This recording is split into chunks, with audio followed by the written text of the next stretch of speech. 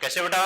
अपन last lecture में बात कर रहे थे गैसेस स्टेट, अपन ने स्टार्ट किया था बेटा states of matter, gases state. Clear? उसमें अपन ने बेसिकली बात की थी क्या, इंट्रोडक्शन की बात की थी स्टेट्स ऑफ मैटर के, फिर गैस की प्रॉपर्टी की अपन ने बात की थी, क्योंकि हमें जिसके बारे में पढ़ना है, जैसे मैंने कहा था स्टेट्स ऑफ मैटर में मेनली क्या होता है, तीन फिजिकल स्टेट की बात होती है, solid, liquid and gas. Clear? Solid and liquid को अपन क्या कहते हैं बच्चों, ये तो अपन 12th की फिजिकल में पढ़ते हैं। क्लियर? लेकिन जो गैसेस स्टेट है बेटा, जो थर्ड फिजिकल स्टेट होती है उसकी स्टडी करते हैं, ये 11th की फिजिकल का लास्ट चैप्टर होता है। क्लियर? ठीक है, तो इस चैप्टर में मेनली हमें पढ़ना था गैसेस स्टेट के बारे में। क्लियर? तो गैसेस स्टेट के बारे में बच्चों हमने बात की थी, गैस की जनरल प्रॉपर्टीज क्या होती है, क्योंकि जिसके बारे में हमें पढ़ना है बेसिकली आइडिया होना चाहिए इसकी प्रॉपर्टीज क्या क्या होती है, कैसे होती है। क्लियर?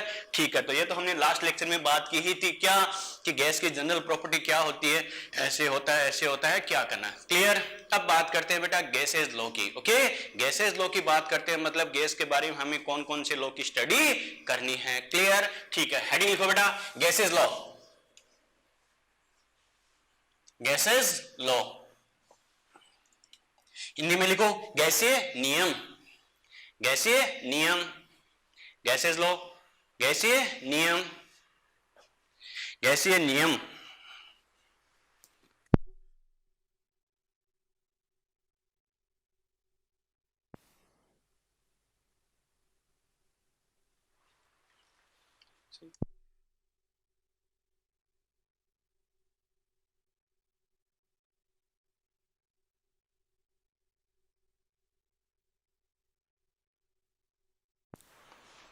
आवाज आ रही सी? चलो बात करते हैं बेटा, अपन ने क्या कहा, गैसेज लॉ, गैसीय नियम, यानी गैस के बारे में बच्चों देखो कौन कौन से साइंटिस्ट ने नियम बताए थे, लॉ दिए थे। क्लियर? ठीक है, अब देखो बेटा इसमें हमें क्या करना है, कई सारे लॉ की हमें स्टडी करनी है, जैसे मान लो बॉयल्स लॉ, फिर बात करेंगे जैसे चार्ल्स लॉ, गैलिलियो लॉ और अवोगाद्रो लॉ। क्लियर? ठीक है, लेकिन ध्यान रखना इन सभी लॉ में मेनली हमें करना क्या है, प्रेशर, वॉल्यूम और टेम्परेचर, यानी दाब, आयतन और तापमान को आपस में कोरिलेट करना है। क्लियर? बच्चा इनमें क्या करेगा बेटा, मेनली रटता है कि इसमें ये इसके डायरेक्टली प्रोपोर्शनल होगा या इसके ये इसके इनवर्सली होगा, लेकिन रटने की जरूरत नहीं है बेटा। क्लियर? शॉर्ट एंड स्वीट में ट्रिक के साथ हमें करना है ताकि कंफ्यूजन क्रिएट ना हो बेटा। ओके, ठीक है, तो सबसे पहले ये ट्रिक जरूर ध्यान रखना, ये बहुत काम आएगी बेटा। क्या? एक तो मैं क्या बोल रहा हूं, जैसे बैट। क्लियर? एक मैं बोल रहा हूं कैप। ठीक है, एक मैंने लिखा है बेटा गैल्वेनोमीटर, समझना इसका मतलब क्या होता है ये भी बताऊंगा, यानी गैल्वेनोमीटर। ट्रिक के अकॉर्डिंग ध्यान रखना, एक लिखना बेटा आंटी। ठीक है, बच्चा कहेगा सर अंकल कहां गया, वो नहीं है बेटा, ठीक है, आंटी ही है। बच्चों देखो कैसे करना है, इनका मतलब क्या होता है, हमें इसमें यूज क्या करना है, B for Boyle's law. Clear? B for क्या है बेटा, बॉयल्स लॉ, बॉयल का नियम, जो पहला नियम हम पढ़ेंगे। इसमें टी, टी का मतलब क्या है, टेम्परेचर। क्लियर? ठीक है बेटा, अब क्या कहेंगे, सी, सी फॉर क्या है, चार्ल्स लॉ, जैसे हमने कहा बी फॉर बॉयल्स लॉ वैसे C for Charles law. Clear? Charles का नियम पढ़ेंगे हम। इसमें बॉयल्स लॉ में क्या होता है, टेम्परेचर कांस्टेंट होगा। ठीक है बेटा, और सी चार्ल्स लॉ में क्या होगा, प्रेशर कांस्टेंट होगा, दाब नियत होगा। फिर हम पढ़ेंगे जी, जी फॉर क्या, गैलिलियो लॉ। क्लियर? ठीक है, और इसमें क्या होगा बेटा, वी को अंडरलाइन कर रहा हूं, मतलब वी क्या होगा, कांस्टेंट, यानी वॉल्यूम, आयतन क्या होगा, नियत होगा। क्लियर? ठीक है, ए मतलब एवोगाड्रो लॉ, एवोगाड्रो का नियम, इसमें क्या होगा, एन, एन कांस्टेंट होगा, यानी नंबर ऑफ पार्टिकल्स। क्लियर? ठीक है, तो मेरा कहने का मतलब क्या है बेटा, इसमें जैसे मैं बी ले रहा हूं, इसमें मैं क्या ले रहा हूं, सी ले रहा हूं, इसमें मैं जी ले रहा हूं और इसमें मैं ए ले रहा हूं बेटा। क्लियर? ये तो क्या है बेटा, ये तो अलग अलग लॉ की हम बात कर रहे हैं। क्लियर? ठीक है, और इसमें मैंने क्या लिया है, टी टेम्परेचर लिया है, इसमें मैंने क्या लिया है बेटा, पी प्रेशर लिया है, इसमें मैंने क्या लिया है, वी, और इसमें मैंने लिया है एन। ये सब जो मैंने लिखा है ये क्या है बेटा, कांस्टेंट टर्म को रिप्रेजेंट कर रहा है, यानी ये क्या होंगे, कांस्टेंट होंगे। क्या का समझ में आ गया? यानी ये ट्रिक जरूर ध्यान रखना बेटा, बैट, कैप, गैल्वेनोमीटर और आंटी। ठीक है, कौन से लॉ में क्या कांस्टेंट रहेगा ये आपको ट्रिक के अकॉर्डिंग ध्यान है, तो बाकी कौन सा किसके डायरेक्टली प्रोपोर्शनल और कौन सा किसके इनवर्सली प्रोपोर्शनल होगा बेटा, याद रखना बहुत इजी होगा। क्लियर? बात समझ में आ गई? चलो ये ट्रिक लिखो बेटा, फिर आगे बात करते हैं वन बाय वन। लिखो फटाफट।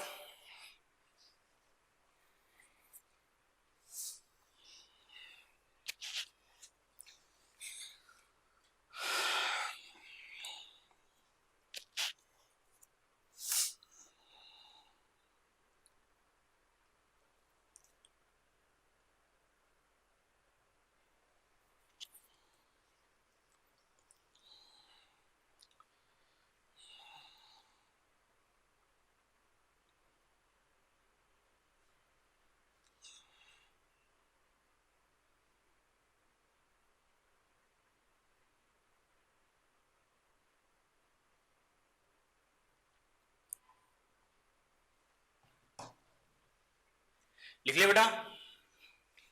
अरे लिख लिया क्या? चलो बेटा, तो ये तो अपन ने बात की है बच्चों। देखो ये अलग अलग लॉ में क्या हमें ध्यान रखना है, कौन कांस्टेंट रहेगा, कैसे करना है, ये ट्रिक। क्लियर? ठीक है, अब बात करते हैं बच्चों one by one. Number one लिखो, अलग अलग लॉ की बात करें। Number one Boyle's law, Hindi में क्या कहेंगे? बॉयल का नियम, Boyle's law, Boyle's law, Boyle का नियम लिख लिए? देखो बेटा बॉयल्स लॉ में हमें क्या करना है, कैसे करना है। बॉयल्स लॉ में अगर हम बात करें तो अपनी ट्रिक के अकॉर्डिंग हम बात करें तो हमने क्या कहा था बेटा?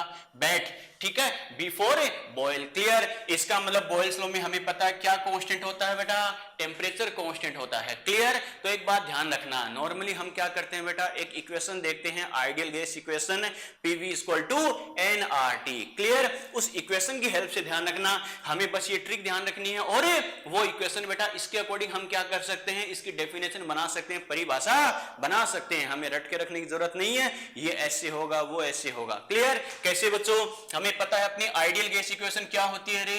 P V equal to N R T. Yes और नो? क्लियर? अब इस इक्वेशन में क्या करते हैं, जो जो कांस्टेंट होता है उसको हटा दो बेटा। मैंने क्या कहा? जो जो कांस्टेंट होता है उसको हटा दो, और बाकी जो बच गया उसको आपस में कोरिलेट कर दो, तो आपको इजीली आइडिया लग जाएगा क्या, कि कौन सा किसके डायरेक्टली प्रोपोर्शनल है, कौन सा किसके इनवर्सली प्रोपोर्शनल है, यानी समानुपाती है या व्युत्क्रमानुपाती। क्लियर? कैसे?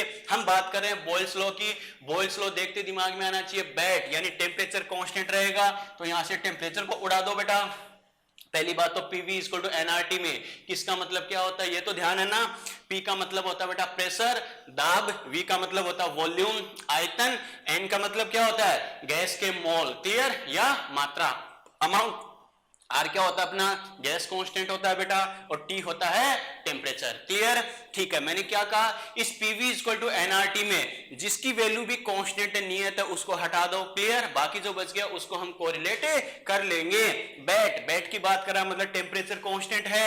आर, आर तो वैसे ही कांस्टेंट है। और हम जो स्टडी करेंगे यहां पर क्या करेंगे, जो गैस की डेफिनेट अमाउंट, निश्चित मात्रा का अध्ययन करेंगे बेटा। इसका मतलब अगर अमाउंट भी फिक्स होगी, डेफिनेट हो गई, तो एन भी हमें पता है कांस्टेंट हुआ या नहीं हुआ, हुआ बच्चों। इसका मतलब ये तीनों कांस्टेंट थे, इनको हटा दिया, बाकी क्या बच गया, पीवी। क्लियर? इसका मतलब ये सभी कांस्टेंट हो गए, तो अपन क्या लिख सकते हैं बेटा, P V equal to constant. Yes और नो? क्लियर? ठीक है, तो यहां से मैं क्या लिख सकता हूं, पी क्या लिखेंगे बेटा, inversely proportional to V. Yes और नो? अरे वी इधर आएगा तो हमें पता है 1 बाई होगा या नहीं होगा, होगा बच्चों। तो क्या लिखेंगे, P inversely proportional to V. ये तो इसका मेन रिलेशन होता है। ठीक है, डेफिनेशन में लिखा दूंगा, पहले समझते रहो। तो क्या कहा, P inversely proportional to V आ गया, तो यहां से प्रोपोर्शनल साइन को हटाने के लिए कांस्टेंट यूज करते हैं बेटा।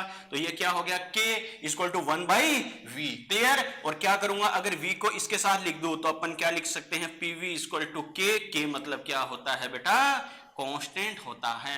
यस और नो? क्लियर? इसका मतलब दो अलग अलग गैस के लिए या अलग अलग कंडीशन के लिए हम इक्वेशन बनाए, तो बेटा देखो क्या लिखेंगे, अगर प्रेशर और वॉल्यूम इन दोनों का मल्टीप्लिकेशन, गुणनफल अगर नियत है, तो दो अलग अलग कंडीशन के लिए मैं क्या लिख सकता हूं, P1 V1 equal to P2 V2। एक हमें ये भी हमारे काम आएगा। क्लियर? ठीक है, और इनको सेम साइड में अगर हम लिखे तो बच्चों इधर क्या है, P1, अगर P2 को इधर लेके आए तो P1 by P2 equal to इधर क्या बच गया, V2, और ये V1 इसके अपोन में आएगा या नहीं आएगा, आएगा बच्चों। क्लियर? बात समझ में आई क्या? ठीक है, एक ये हमारे काम आ सकती है। क्लियर? ठीक है, अगर मैं इसको डेंसिटी से कोरिलेट करूं तो डेंसिटी हमें पता है क्या होता है, मास अपॉन वॉल्यूम। यस और नो? हमें पता है, हम जो स्टडी करते हैं वो क्या, डेफिनेट अमाउंट है, निश्चित मात्रा का अध्ययन करेंगे, तो यहां से हम क्या कह सकते हैं, डेंसिटी और वॉल्यूम का रिलेशन क्या आ गया, ये भी इनवर्स हो गया, व्युत्क्रमानुपाती हो गया बेटा। तो अपन क्या कह सकते हैं, यहां से क्या बोलेंगे, P1 upon P2 equal to P1 upon P2 equal to क्या हो गया, V2 बाई V1। क्लियर? अगर क्या कहेंगे, डेंसिटी यानी घनत्व आयतन के अगर व्युत्क्रमानुपाती है, वॉल्यूम के इनवर्स है, तो क्या लिखेंगे, अगर V2 बाई V1 लिखा है तो डेंसिटी को क्या लिखूंगा, D2 बाई D1 लिखेंगे क्या, नहीं बेटा, इसको अपन क्या लिखेंगे, D1 अपॉन D2। यस और नो? क्लियर? अरे बात समझ में आई बच्चों? क्लियर? ठीक है, बस तो रटने की जरूरत नहीं है बेटा। अब देखो इसकी डेफिनेशन बनाना कितना इजी है बच्चों। कैसे? आप डेफिनेशन डेफिनेशन रट के फॉर्मूला बना सकते हो, या फिर क्या करेंगे अपने मेथड के अकॉर्डिंग, ट्रिक के अकॉर्डिंग इजी वे में डेफिनेशन बना सकते हो। जो इजी लगे वैसे कर लेना। कैसे? सबसे पहले बस एक ही चीज ध्यान रखनी है, हम गैस के लॉ की बात करें, गैसेस लॉ की बात कर रहे हैं, गैसों के नियम। तो गैस की इक्वेशन समीकरण क्या होती है? PV = nRT। क्लियर? ठीक है। बैट बॉयल लॉ की बात कर रहे हैं, तो बैट टेम्परेचर कांस्टेंट, टेम्परेचर को हटा देंगे, आर वैसे कांस्टेंट है, इसको हटा दो।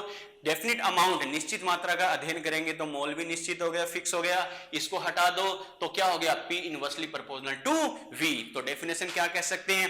एट कांस्टेंट टेम्परेचर, क्या कहा? At constant temperature the pressure of definite mole और amount of gas inversely proportional to volume of gas. आ गया समझ में? निश्चित ताप पर, निश्चित ताप पर क्या कहेंगे? गैस के निश्चित मोल या मात्रा का दाब गैस के आयतन के व्युत्क्रमानुपाती होता है। समझ में आ गया? क्लियर? यस और नो? लिखो बेटा स्टेटमेंट, लिखो। Eight constant temperature, eight constant temperature, eight constant temperature, eight constant temperature the pressure of, at constant temperature the pressure of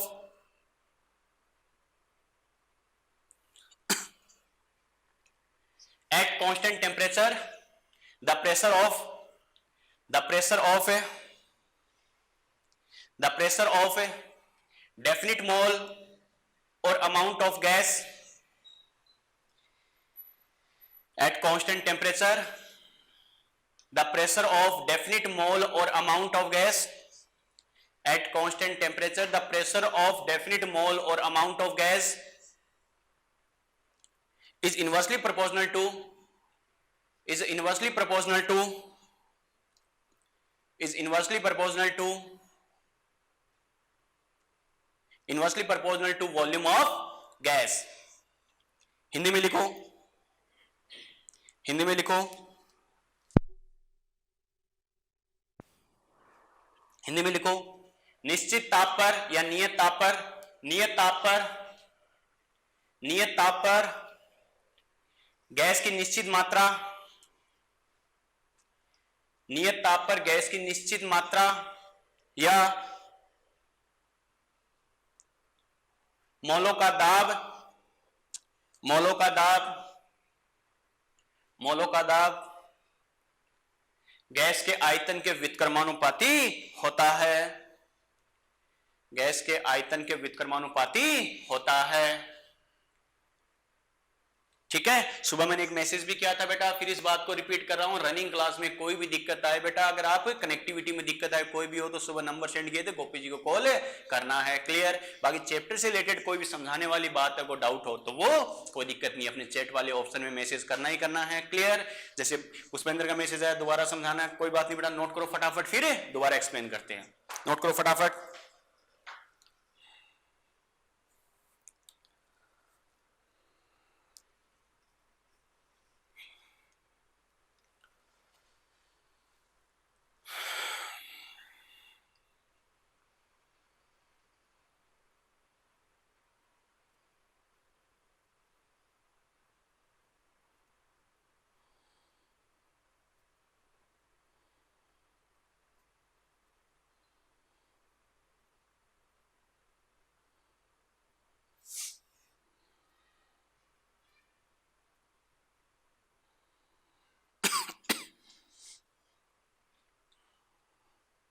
कर लिए नोट? अरे कर लिए क्या? ट्रिक समझाना। अरे पुष्पेंद्र ट्रिक, ट्रिक बेटा क्लास में लेट हो गया था क्या? ठीक है। ट्रिक में क्या था बेटा, अपन ने क्या लिखा? बैट। बस ये ध्यान रखना, बी फॉर बैट। बाकी तो हर लो में अलग अलग आएगी। अपन ने क्या लिखा? एक ट्रिक क्या लिखी थी? बैट। दूसरी क्या लिखी थी? कैप। तीसरी क्या लिखी थी बेटा? गैल्वेनोमीटर। ठीक है, गैल्वेनोमीटर। और एक क्या लिखा था बेटा? आंटी। क्लियर? इस ट्रिक में बाकी कुछ नहीं है, बस दो चार देखो बेसिकली ध्यान रखना। क्या? बॉयल्स लॉ मतलब बी फॉर बी बॉयल, ठीक है, टी इसमें टेम्परेचर कांस्टेंट होगा, काम खत्म, सी फॉर चार्ज, ठीक है, इसमें क्या होगा, कैप pressure constant, clear, G for galvanometer, ठीक है, इसकी बात करें तो जी का मतलब क्या, गैलिलियो लॉ की बात करेंगे गैल्वेनोमीटर के अकॉर्डिंग, ठीक है, इसमें क्या लिखेंगे वी यानी वॉल्यूम कांस्टेंट रहेगा, क्लियर, ठीक है, ए एवोगाड्रो, ठीक है, इसमें क्या लिखेंगे N number of particle constant, समझ में आ गया, क्लियर, तो ये कौन से लॉ में कौन से नियम में क्या कांस्टेंट रहेगा, एक एक पर्टिकुलर वैल्यू कांस्टेंट मानकर बाकी दो को हम कोरिलेट करते हैं, मैंने क्या कहा, प्रेशर वॉल्यूम एंड टेम्परेचर तीनों में से एक वैल्यू क्या होगी कांस्टेंट, तो बाकी दो को आपस में कोरिलेट करते हैं, यानी बाकी जो दो बच गए उसमें से कौन सा किसके डायरेक्टली प्रोपोर्शनल होगा, कौन सा किसके इनवर्स होगा, उसको समझने का तरीका है बेटा, आ गया समझ में, क्लियर, ठीक है बेटा, नोट कर लिया होगा। चलो बेटा ये तो हमने बात की बॉयल्स लॉ, क्लियर, इसका डेरिवेशन क्या होता है बेटा, फॉर्मूला क्या होता है और डेफिनेशन क्या होती है, क्लियर, यहां तक तो बात ठीक है। चलो अब बात करते हैं बच्चों क्या इस पर हमें ग्राफ कैसे पूछता है, क्योंकि अच्छा क्वेश्चन बेटा ग्राफ पर ही बनाएगा, ओके, चलो तो देखते हैं, समझना बच्चों कैसे करना है, क्या करना है, ये जो बच्चों आपको गैसेस लॉ बता रहा हूं ये आपके फिजिक्स में भी काम आ जाएगा बेटा, ओके, कैसे करना समझना, ठीक है, हेडिंग लिखो बेटा ग्राफ, ग्राफ हमें कौन कौन से पूछता है, सबसे पहला मैं लिख रहा हूं बेटा नंबर 1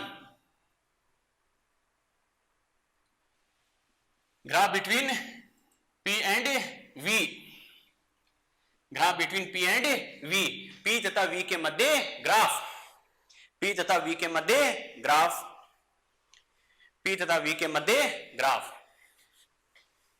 P तथा V के मध्य ग्राफ, ओके, देखो बेटा कैसे करना है, क्या करना है, समझना है इस बात को, P एंड V के बीच में अगर हम ग्राफ की बात करें बेटा तो सबसे पहले ध्यान होना चाहिए यानी इनका रिलेशन क्या होता है, क्लियर, अपन बात करें बेटा बॉयल्स लॉ की, तो बॉयल्स लॉ में हमें पता है बच्चों अपन क्या लिखते हैं, P इनवर्सली प्रोपोर्शनल टू क्या होता है V, यस और नो, क्लियर, अब हमें क्या करना है बच्चों, देखो ग्राफ का रूल क्या होता है, अपन क्या करते हैं दो एक्सिस बनाते हैं बेटा, क्लियर, दो एक्सिस बनाते हैं तो हमें पता है पहले जो दे रखा होता है ये हमें पता है कौन सी एक्सिस होती है, एक्स एक्सिस, ये कौन सी होती है वाई एक्सिस, पहले जो दे रखा होता है बेटा उसको कहां रखते हैं वाई एक्सिस पर, और बाद में जो दे रखा होता है उसको कहां रखते हैं बेटा एक्स एक्सिस पर, क्लियर, ठीक है, अब दोनों को कंपेयर किया, हमें पता है बॉयल्स लॉ के अकॉर्डिंग बात कर रहा है, बॉयल के नियम से बात कर रहा है, तो इसमें रिलेशन क्या होता है P inversely proportional to V, clear, इसका मतलब है वाई एक्सिस पे हमने किसको रखा बेटा, ठीक है, अरे P को रखा है, और एक्स एक्सिस पे किसको रखा है बेटा V को, इसका मतलब वाई एक्सिस और एक्स एक्सिस वाली टर्म दोनों एक दूसरे के क्या है इनवर्स है, ठीक है,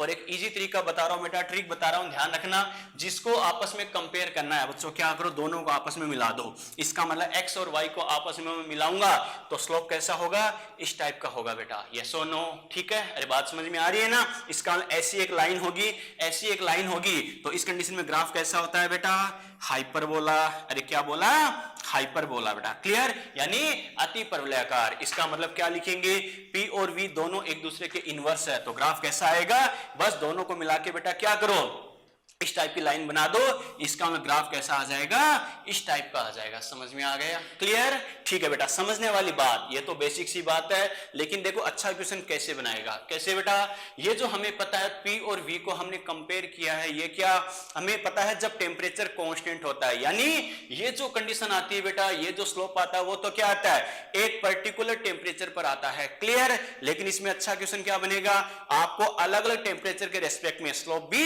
अलग अलग दे देगा, क्लियर, और अलग अलग स्लोप के रेस्पेक्ट में पूछेगा, यानी कौन सा टेम्परेचर कम होगा कौन सा टेम्परेचर ज्यादा होगा, क्लियर, तो कैसे करना है समझना बेटा इस बात को, ठीक है, अच्छे से समझना, फिर देखते हैं कैसे करना है, मैं क्या कह रहा हूं बेटा वही P और V, अभी पता है हमें पता है एक पर्टिकुलर टेम्परेचर पर अगर हम P और V को कंपेयर करें तो ये कंडीशन आती है, क्लियर, लेकिन अलग अलग कंडीशन के अकॉर्डिंग बात करूं बेटा तो हमें पता है अलग अलग टेम्परेचर पे बात करूं तो हमें पता है ऐसे अलग अलग स्लोप मिलेंगे या नहीं मिलेंगे, मिलेंगे बच्चों, ये जो स्लोप है ये मैं मान रहा हूं T1 टेम्परेचर पर है, ये T2 पर है, ये T3 पर है बच्चों, क्लियर, अब बच्चे से क्या पूछेगा, बच्चे से सीक्वेंस पूछता है, ऑर्डर पूछता है कि T1 ज्यादा होगा T2 होगा या T3 होगा बेटा, आ गया समझ में, तो देखो ऐसे क्वेश्चन को करने का तरीका, क्योंकि रट के हमेशा आंसर सही आए कोई जरूरी नहीं है। ऐसे क्वेश्चन को करने का तरीका क्या होता है अच्छे से समझना बेटा। बच्चों देखो ऐसी कंडीशन में आपको क्या करना है, सबसे पहले क्या करना, इस एक्सिस पर एक परपेंडिकुलर बना लेना, एक लंब बना लेना बेटा। क्लियर, ठीक है। इस एक्सिस पर, एक्स एक्सिस पर एक लंब बना लो बेटा। इसको मैं बोल रहा हूं पॉइंट ए। बात समझ में आ गई बेटा। इस पॉइंट को मैंने क्या बोला है, पॉइंट ए बोला है। क्लियर। अब ये जो परपेंडिकुलर ये लंब आपने बनाया बेटा, इसको क्या करो, इस एक्सिस से मिला दो। क्लियर, इस एक्सिस से मिला दो। हमें पता है एक तो देखो इस स्लोप को यहां काट रहा है, इस स्लोप को यहां काट रहा है, इस स्लोप को ये इस पॉइंट पर काट रहा है बेटा। क्लियर, ठीक है। तो क्या करेंगे, अगर मैं इस एक्सिस से मिलाऊं तो हमें पता है इस एक्सिस पर ये पॉइंट समथिंग बेटा यहां मिलेगा। क्लियर, इस पॉइंट को अगर इस एक्सिस से मिलाऊं प्रेशर वाली एक्सिस से तो समथिंग ऐसे होगा। इस पॉइंट को अगर मैं मिलाऊं तो समथिंग क्या होगा बेटा, अरे ऐसे होगा या नहीं होगा, यस और नो। क्लियर, इसका मतलब एक बात तो श्योर है, इस अलग अलग स्लोप के रेस्पेक्ट में अगर मैंने इनको वाई एक्सिस से मिलाया है तो हमें पता है अलग अलग पॉइंट पर प्रेशर आएगा नहीं आएगा, आएगा बच्चों। और हमें पता है अलग अलग पॉइंट पर जो प्रेशर आ रहा है बेटा, ये बताओ तीनों की वैल्यू सेम होगी क्या, नहीं। हमें पता है ये जो ओरिजिन पॉइंट है इससे अपर साइड में जाएंगे, ऊपर की दिशा में जाएंगे, तो हमें पता है बच्चों प्रेशर क्या होगा, इंक्रीज होगा, दाब में वृद्धि होगी। इसका मतलब इस पॉइंट पर जो प्रेशर है इसको मैं मान रहा हूं समझने के लिए P1, इसको मैं बोल रहा हूं बेटा P2, इसको मैं बोल रहा हूं P3। बात समझ में आ गई। क्लियर, अब देखते हैं आपको करना कैसे है बच्चों। देखो समझना, एट पॉइंट ए, क्या कहूंगा, एट पॉइंट ए। ये बताओ इस पॉइंट की बात करूं बेटा, इस एक्सिस पर बात करें, जैसे पॉइंट ए कहां पर है, वाई एक्सिस पर, और इस एक पर्टिकुलर पॉइंट पर मैं बात करूं, निश्चित बिंदु पर बात करूं, तो इस पर क्या होगा बच्चों, अरे वॉल्यूम कांस्टेंट होगा या नहीं होगा, होगा बेटा। क्लियर, आप कहोगे सर कैसे, तो देखो ओरिजिन पॉइंट से इस एक्सिस की तरफ बढ़ेंगे, हमें पता है बच्चों तब क्या होगा, आयतन में वृद्धि होगी, वॉल्यूम में इंक्रीज होगा। लेकिन एक पर्टिकुलर पॉइंट पर अगर मैं बात करूं तो वॉल्यूम कांस्टेंट होगा या नहीं होगा, होगा बेटा। क्लियर, इसका मतलब एक बात तो श्योर है, अगर मैं पॉइंट ए के रेस्पेक्ट में बात करूं तो क्या लिखेंगे, वॉल्यूम तो क्या होगा, कांस्टेंट है। क्लियर, ठीक है। अब बात करें इक्वेशन के अकॉर्डिंग, अगर मैं करूं PV इक्वल टू nRT, हमें पता है देखो इस ग्राफ के रेस्पेक्ट में बात कर रहा हूं, पॉइंट ए पर वॉल्यूम तो कांस्टेंट हो गया, इसको हटा दो, हमें पता है अमाउंट को, हमें पता है अमाउंट हो चाहे गैस कांस्टेंट हो, ये तो वैल्यू फिक्स होती है, इनको हटा सकते हैं। तो फाइनली रिलेशन क्या आ गया बेटा, P proportional to T, yes और नो। अरे बात समझ में आ गई क्या, P प्रोपोर्शनल टू क्या आ गया, T। क्लियर, ठीक है। अब बात करें बच्चों, देखो इसका मतलब जिस पॉइंट पर प्रेशर ज्यादा होगा उस पॉइंट पर टेम्परेचर भी ज्यादा होगा। क्लियर, तीनों पॉइंट को आप कंपेयर कर सकते हो, P1, P2 और P3, तीनों में सबसे ज्यादा कौन है बेटा, हमें पता है ओरिजिन पॉइंट से, मूल बिंदु से ऊपर की तरफ जाएंगे तो प्रेशर इंक्रीज होगा या नहीं होगा, होगा। इसका मतलब सबसे ज्यादा कौन होगा, P3, फिर P2, फिर P1। इसका मतलब प्रेशर का अगर मैं ऑर्डर लिखूं तो क्या लिखेंगे, P3, P2 और P1, यस और नो। और हमें पता है इस कंडीशन में अगर अलग अलग स्लोप के रेस्पेक्ट में बात करें तो प्रेशर टेम्परेचर डायरेक्टली प्रोपोर्शनल आएंगे या नहीं आएंगे, आएंगे बच्चों। तो अपन क्या लिख सकते हैं, अगर P3 सबसे ज्यादा तो इसका टेम्परेचर कौन सा है बेटा, T3 वाला, तो क्या लिखेंगे T3 और फिर T2 फिर T1, ये ऑर्डर आएगा। समझ में आया कैसे किया, क्लियर, यस और नो। क्लियर, नोट करो बेटा।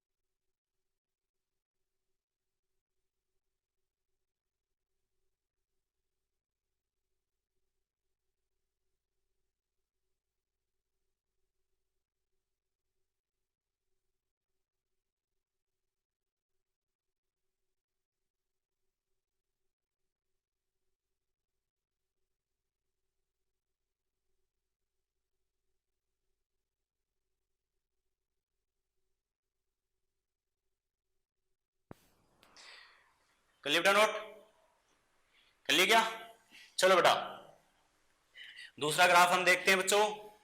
दूसरा ग्राफ क्या, graph between P and 1/V। P and 1 by V, P and 1 by V। चलो बच्चा कहेगा सर अभी तो हमने बनाया P और V का, अब ये क्या किया, सेम टू सेम आना चाहिए क्या? नहीं बेटा, देखो क्या डिफरेंट है। पहले मैंने क्या लिखा था, V के साथ बनाया था, अब हमने क्या बनाना है बेटा, 1 by V के साथ। क्लियर? इसका मतलब क्या कहेंगे, सबसे पहले क्या करना, अपना वही तरीका बेटा, क्या करेंगे, अपना काम क्या, सबसे पहले क्या, दो एक्सिस बनाएंगे। क्लियर? जिसको पहले दे रखा हो उसको हमेशा कहां रखते हैं, Y एक्सिस पर क्या आ जाएगा, P।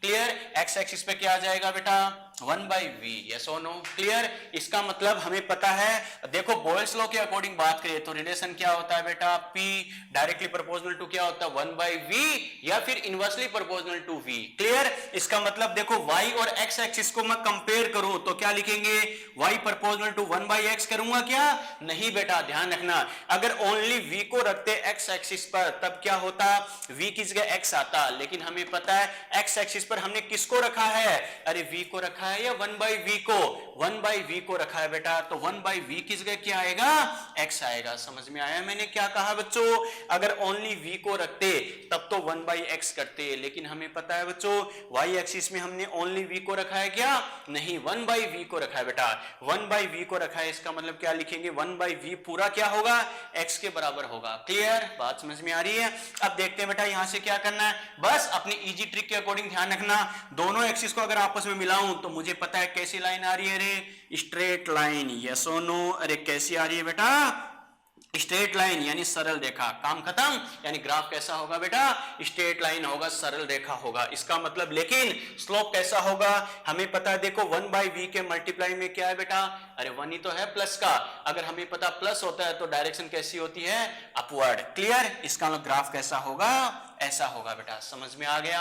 यस और नो? क्लियर? ठीक है, लेकिन हमें पता है ये कंडीशन कब आती है, एक पर्टिकुलर टेम्परेचर पर। ठीक है, आपको ये नहीं पूछेगा बच्चे की तरह कि ये ग्राफ होगा, आपको क्या करेगा, अलग अलग टेम्परेचर के रेस्पेक्ट में पूछेगा। क्लियर? कैसे, तो मान लो बेटा एक पर्टिकुलर टेम्परेचर पर मान लो जैसे ये स्लोप आ गया। क्लियर? ये कंडीशन आ गई, इसके अकॉर्डिंग बात करें, लेकिन मैं अलग अलग टेम्परेचर के रेस्पेक्ट में बात करूं तो मेरे पास कंडीशन क्या आ सकती है बेटा, ये P और 1 by V। क्लियर? अलग अलग टेम्परेचर के रेस्पेक्ट में बात करूं तो मेरे पास कंडीशन क्या आएगी, इस टाइप से कंडीशन आएगी अलग अलग टेम्परेचर के लिए, T1, T2 और T3। यस और नो? अरे बात समझ में आ रही है क्या? क्लियर? ठीक है, अब आपसे पूछेगा क्या, कौन सा कम होगा कौन सा ज्यादा, लेकिन अपना तरीका वही रहेगा, मेथड वही रहेगा बच्चों। क्या करना है, यानी क्या करो, इस एक्सिस पर एक परपेंडिकुलर बना लो, इस एक्सिस पर एक परपेंडिकुलर बनाऊं तीनों को मिलाते हुए, तो क्या करेंगे बेटा, ये पॉइंट आ गया। क्लियर? इस पॉइंट को अपन क्या मान लेंगे, ए। बात समझ में आ रही है? क्लियर? अब देखो ये जो परपेंडिकुलर लंब हमने बनाया है, ये देखो इस एक्सिस पर, यानी इन स्लोप को कहां काट रहा है, T1 वाले को यहां काट रहा है बेटा, T2 वाले को यहां, T3 वाले को यहां कैंसिल आउट कर रहा है। क्लियर? ठीक है, इन पॉइंट्स को क्या करो, अगर मैं इस एक्सिस से मिला दूं, इन पॉइंट्स को इस एक्सिस से मिला दे तो देखो बेटा क्या करेंगे, हमें पता है ये जो टेम्परेचर वाले स्लोप है, इनके पॉइंट्स को जब हमने इन एक्सिस पर मिला दिया तो हमें पता है बच्चों क्या होगा, अरे देखो प्रेशर के अलग अलग पॉइंट्स, अलग अलग कंडीशंस आएगी नहीं आएगी, आएगी बच्चों। और हमें पता इस एक्सिस पर अगर अलग अलग पॉइंट्स आ रहे हैं तो तीनों पॉइंट्स पर ये बताओ बेटा प्रेशर इक्वल होगा क्या, सेम होगा क्या,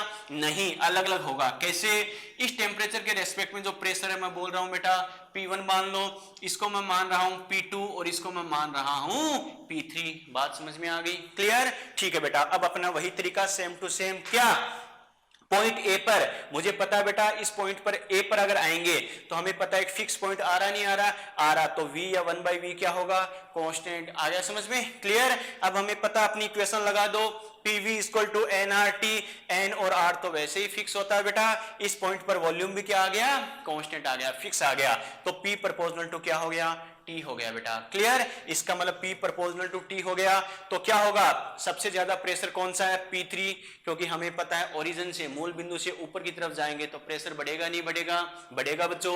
P3 सबसे ज्यादा, उससे कम P2, इससे कम है P1। क्लियर? अगर P3 सबसे ज्यादा है तो इसका टेम्परेचर सबसे ज्यादा। क्लियर? ठीक है, अगर P2 उससे कम है तो T2 उससे कम, P1 सबसे कम तो T1 सबसे कम। समझ में आ गया? क्लियर? यस और नो? नोट करो बेटा।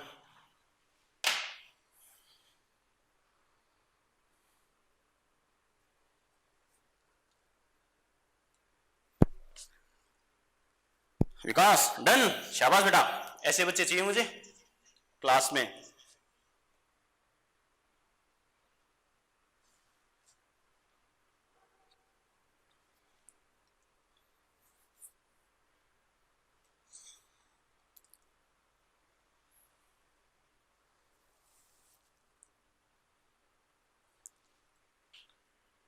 बनाओ बेटा फटाफट।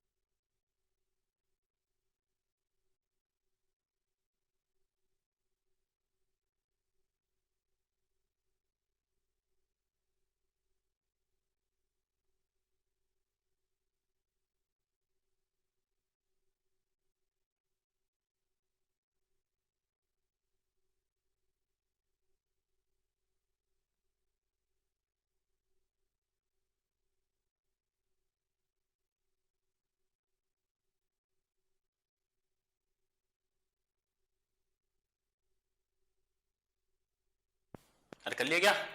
चलो बेटा आगे बढ़ते हैं जिंदगी में। ठीक है, नेक्स्ट लिखो बेटा, तीसरा ग्राफ हमें क्या पूछ सकता है इसमें? Graph between PV and P और V. Graph between PV and P और वी, हिंदी में क्या कहेंगे? पीवी तथा पी या वी के मध्य ग्राफ।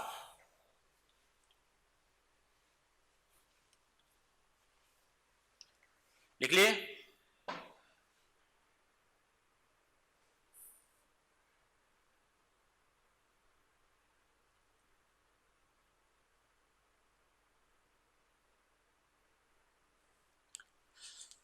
कर लिया बेटा नोट? कर लिया क्या? चलो बेटा देखो तीसरे में हम क्या कहेंगे बेटा, देखो इसमें हमें क्या बोल रहा, ग्राफ बिटवीन पीवी और पीवी एंड पी और वी। अब बच्चा कहेगा सर ये क्या है? इसका मतलब ये है बेटा क्या करना, पीवी को किससे कंपेयर करना है, चाहे पी से करो चाहे वी से करो बेटा, कंडीशन क्या होगी? सेम होगी बेटा। बात समझ में आई क्या? यानी या तो क्या करना है प्रेशर या फिर क्या करना है वॉल्यूम, दोनों के रेस्पेक्ट में क्या आएगी बेटा? सेम कंडीशन आएगी। क्लियर? तो चाहे पीयू किससे कंपेयर करवाए बेटा, प्रेशर से करवा दे चाहे वॉल्यूम से करवा दे, ध्यान रखना बेटा। क्लियर? ठीक है, बात करते हैं कैसे करना क्या करना। सबसे पहले बच्चों देखो क्या करेंगे, अपनी जो इक्वेशन की हम बात करें, इक्वेशन की बात करें तो क्या करते हैं, P V equal to N R T. Clear? ठीक है, हमें पता है बेटा डेफिनेट अमाउंट लेते हैं तो एन कांस्टेंट आर कांस्टेंट, और बॉयल्स लॉ में हमें पता है टेम्परेचर वैसे ही कांस्टेंट होता है। तो पीवी इक्वल टू क्या आता है बेटा? कांस्टेंट। इसका मतलब P और V को मल्टीप्लाई करो तो इनका गुणनफल, इनका मल्टीप्लीकेशन क्या आएगा? कांस्टेंट आएगा। और कांस्टेंट आएगा तो बच्चों देखो ग्राफ कैसा होगा, न तो अपवर्ड न डाउनवर्ड, नहीं क्या होगा बेटा हाइपरबोला पैराबोला, कुछ भी नहीं होगा। ऐसी कंडीशन में क्या होता है बेटा? पैरेलल होता है बेटा। बात समझ में आई क्या? ग्राफ कैसा होगा? पैरेलल, समानांतर होता है बेटा। क्लियर? तो कैसे कहेंगे बेटा, ये कंडीशन अगर आ जाए तो क्या कहेंगे, पीवी इस एक्सिस पे पहले जो दे रखा है उसको कहां रखेंगे? वाई एक्सिस पर। बाद में जो दे रखा है बेटा उसको कहां रखना है? एक्स एक्सिस पर। क्लियर? इसके अकॉर्डिंग अगर हम बात करें, हमें पता है ग्राफ कैसा लेना है? पैरेलल लेना है। पैरेलल लेना मतलब न अपवर्ड न डाउनवर्ड न हाइपरबोला न पैराबोला, क्या लेना है? पैरेलल ग्राफ आता है। क्लियर? लेकिन ये कंडीशन तो कब आएगी? जब हमने टेम्परेचर को कांस्टेंट मानकर किया है एक पर्टिकुलर टेम्परेचर पर। क्लियर? लेकिन मैंने क्या कहा, हमें अच्छा ग्राफ कब पूछेगा बेटा? जब अलग अलग टेम्परेचर के रेस्पेक्ट में आपको अलग अलग कंडीशन दे दे। कैसे? जैसे ये तो अपना ग्राफ था पीवी का पी और वी के रेस्पेक्ट में। क्लियर? अब मैंने क्या किया, इसमें मैंने इसमें 3 अलग अलग टेम्परेचर के रेस्पेक्ट में क्या अलग अलग कंडीशन दे दी बेटा। ये मैंने बोला है T1 और ये बोला है T2, ये बोला है T3। आ गया समझ में? क्लियर? ठीक है। इसके अकॉर्डिंग अगर हम बात करें बच्चों तो देखो कैसे करना है। अगर देखो इसके अकॉर्डिंग मैं बोलूं तो क्या करेंगे बेटा, पीवी की मैं बात करूं, पीवी इक्वल टू क्या होता है रे, NRT। क्लियर? ठीक है। N हमें पता है डेफिनेट अमाउंट होती है, R क्या होता है, कांस्टेंट होता है। बच्चा कहेगा सर टी भी तो कांस्टेंट होता है। बिल्कुल बेटा कांस्टेंट होता है, लेकिन वो कब लेते हैं, जब एक पर्टिकुलर टेम्परेचर पर ले। लेकिन ये कंडीशन क्या है, 3 अलग अलग टेम्परेचर पर है या नहीं है? है बेटा। इसका मतलब क्या कहेंगे, यहां से हमारे पास क्या आ रहा है, पीवी प्रोपोर्शनल टू क्या आ गया, टी के। समझ में आ गया? यस और नो? यहां मैंने टी को कांस्टेंट मानकर क्यों नहीं हटाया बेटा, समझ में आ रहा है क्या? क्लियर? यहां इसको इसलिए नहीं हटाया, क्यों, अब एक पर्टिकुलर टेम्परेचर के लिए नहीं पूछ रहा, 3 अलग अलग टेम्परेचर के लिए बोल रहा है। 3 अलग अलग टेम्परेचर है, मतलब डिफरेंट टेम्परेचर है या नहीं है? है बेटा। क्लियर? इसका मतलब पीवी प्रोपोर्शनल टू क्या होगा, टी। इसका मतलब क्या है बेटा, जिस पॉइंट पर पीवी की वैल्यू ज्यादा होगी उस पॉइंट पर टेम्परेचर भी क्या होगा, ज्यादा होगा। क्लियर? तो इस पॉइंट को मैं क्या करूं बेटा, देखो इसका मतलब ये जो तीनों हमारे पास पैरेलल स्लोप आ रहे हैं बेटा, वो क्या हो रहा है, अलग अलग पॉइंट्स पर आकर यहां मिलेंगे इस एक्सिस पर। इनको मैं अलग अलग नंबर दे रहा हूं, ये 1 है, ये 2 है, ये 3 है बेटा। समझ में आ गया? इसका मतलब अगर मैं पीवी की बात करूं तो देखो P मल्टीप्लाई बाई V, इसकी वैल्यू सबसे ज्यादा किस पॉइंट पर होगी, 1, 2 या 3? किस पर सबसे ज्यादा होगी बेटा, 3 पर सबसे ज्यादा होगी, फिर 2 पर, फिर 1 पर। समझ में आ गया? क्लियर? ठीक है। इसके अकॉर्डिंग अगर हम बात करें बच्चों तो देखो क्या लिखेंगे, यहां से अपन कह सकते हैं तो क्या कहेंगे, अगर पीवी का सीक्वेंस ये है तो पीवी हमें पता है टेम्परेचर के डायरेक्टली प्रोपोर्शनल है या नहीं है? है। तो टेम्परेचर का ऑर्डर भी क्या आएगा, सेम टू सेम आएगा। जिस पॉइंट पर पीवी ज्यादा उस पर क्या आएगा, T2 हमें पता है। जैसे इसके रेस्पेक्ट में टेम्परेचर क्या है बेटा, सॉरी यहां पर T2 लिखा है क्या, ये T3 हो गया बेटा। तो क्या लिखेंगे, थर्ड वाला टेम्परेचर की बात करें तो क्या लिखेंगे, थर्ड वाला सबसे ज्यादा, और फिर 2 वाला, फिर फर्स्ट वाला, यानी ऑर्डर क्या आ जाएगा टेम्परेचर का, क्या लिखेंगे, T3, T2 और T1। समझ में आ गया? यस और नो? क्लियर? ठीक है, नोट करो बेटा फटाफट।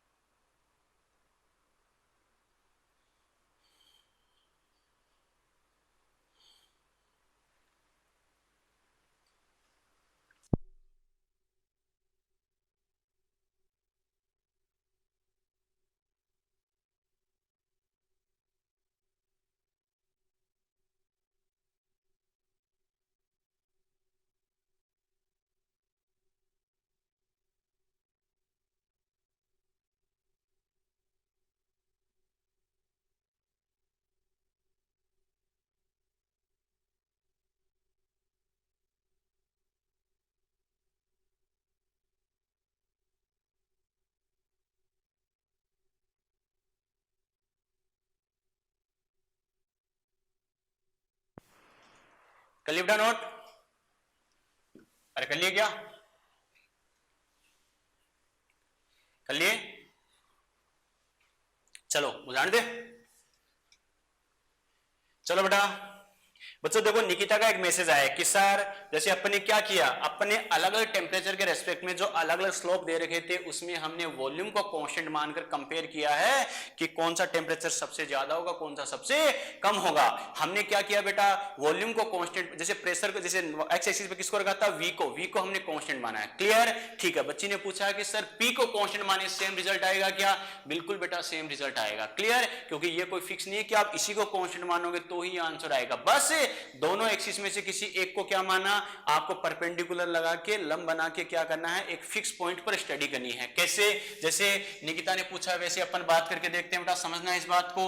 P और V के बीच में अपन ने क्या किया, ग्राफ बनाना था बेटा। क्लियर? तो अलग अलग टेम्परेचर के लिए हमारे पास ये बनाना नहीं है, सिर्फ समझना बेटा आपको। क्लियर? ठीक है। अलग अलग टेम्परेचर के रेस्पेक्ट में अपने पास बेटा ये अलग अलग स्लोप आ रहे थे, नहीं आ रहे थे, ये अलग अलग स्लोप आ रहे थे। क्लियर? इसके अकॉर्डिंग अगर हम बात करें बच्चों देखो ये अपने पास अलग अलग स्लोप आ रहे थे। तो पहले अपन ने क्या किया था, बेटा, इस एक्सिस पर अपन ने क्या किया, जैसे मान लो एक फिक्स पॉइंट माना था, पॉइंट ए माना था।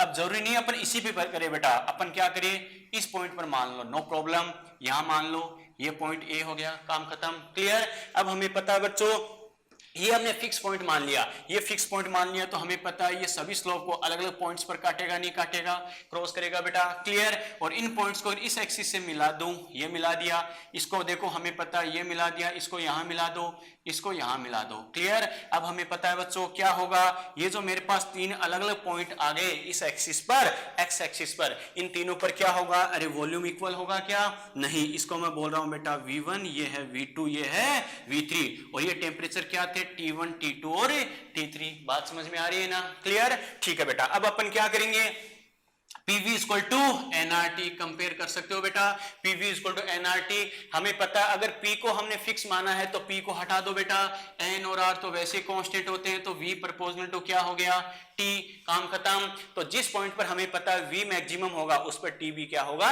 मैक्सिमम होगा। कैसे, V का ऑर्डर आप देख सकते हो बेटा, क्या होगा, V3, V2 और V1, यस और नो। अरे देखो, ओरिजिन पॉइंट से, मूल बिंदु से इस साइड में जाएंगे तो वॉल्यूम इंक्रीज होगा, नहीं होगा, होगा। V3 सबसे ज्यादा, V2 उससे कम और V1 सबसे कम। क्लियर। अगर V का ऑर्डर ये है तो हमें पता है V directly proportional to T, तो यहां से अपन क्या लिखेंगे, V directly proportional to T हो गया, V3 सबसे ज्यादा, तो क्या आएगा बेटा, T3 सबसे ज्यादा आएगा, नहीं आएगा। और V2 देखो किस पॉइंट पर मिल रहा है बेटा, इस पॉइंट पर। ये स्लोप किसका है, T2 का, तो क्या लिखेंगे T2, और ये क्या होगा, T1। समझ में आ गया बेटा, यस और नो। तो अगर आप P को कांस्टेंट मान के करोगे तो भी बेटा यही रिजल्ट आएगा। समझ में आया। बस आपको करना है क्या, दिमाग में सेट क्या रखना है, एक्स एक्सिस या वाई एक्सिस अलग अलग स्लोप के रेस्पेक्ट में कंपैरिजन करवाए, तुलना करवाए, तो क्या करना है, एक्स या वाई एक्सिस वाली वैल्यू में से क्या करना, एक परपेंडिकुलर बनाकर, लंब बनाकर क्या करना, एक फिक्स पॉइंट मान लेना, उस फिक्स पॉइंट के रेस्पेक्ट में फिर अपनी PV इक्वल टू एनआरटी जो इक्वेशन है, समीकरण है, उससे कंपेयर करना है। समझ में आ गया, यस और नो। क्लियर। कोई डाउट बेटा, ठीक है। तो P को कांस्टेंट मानकर भी कर सकते हो बेटा, नो प्रॉब्लम। क्लियर। ये तो अपने बात की बेटा बोयल्स लॉ की, यानी इसकी इक्वेशन क्या होती है और इस पे ग्राफ हमें कैसे कैसे पूछ सकता है। क्लियर। चलो बेटा आगे बढ़ते हैं जिंदगी में। दूसरा लिखो बेटा, चार्ल्स लॉ। चार्ल्स लॉ,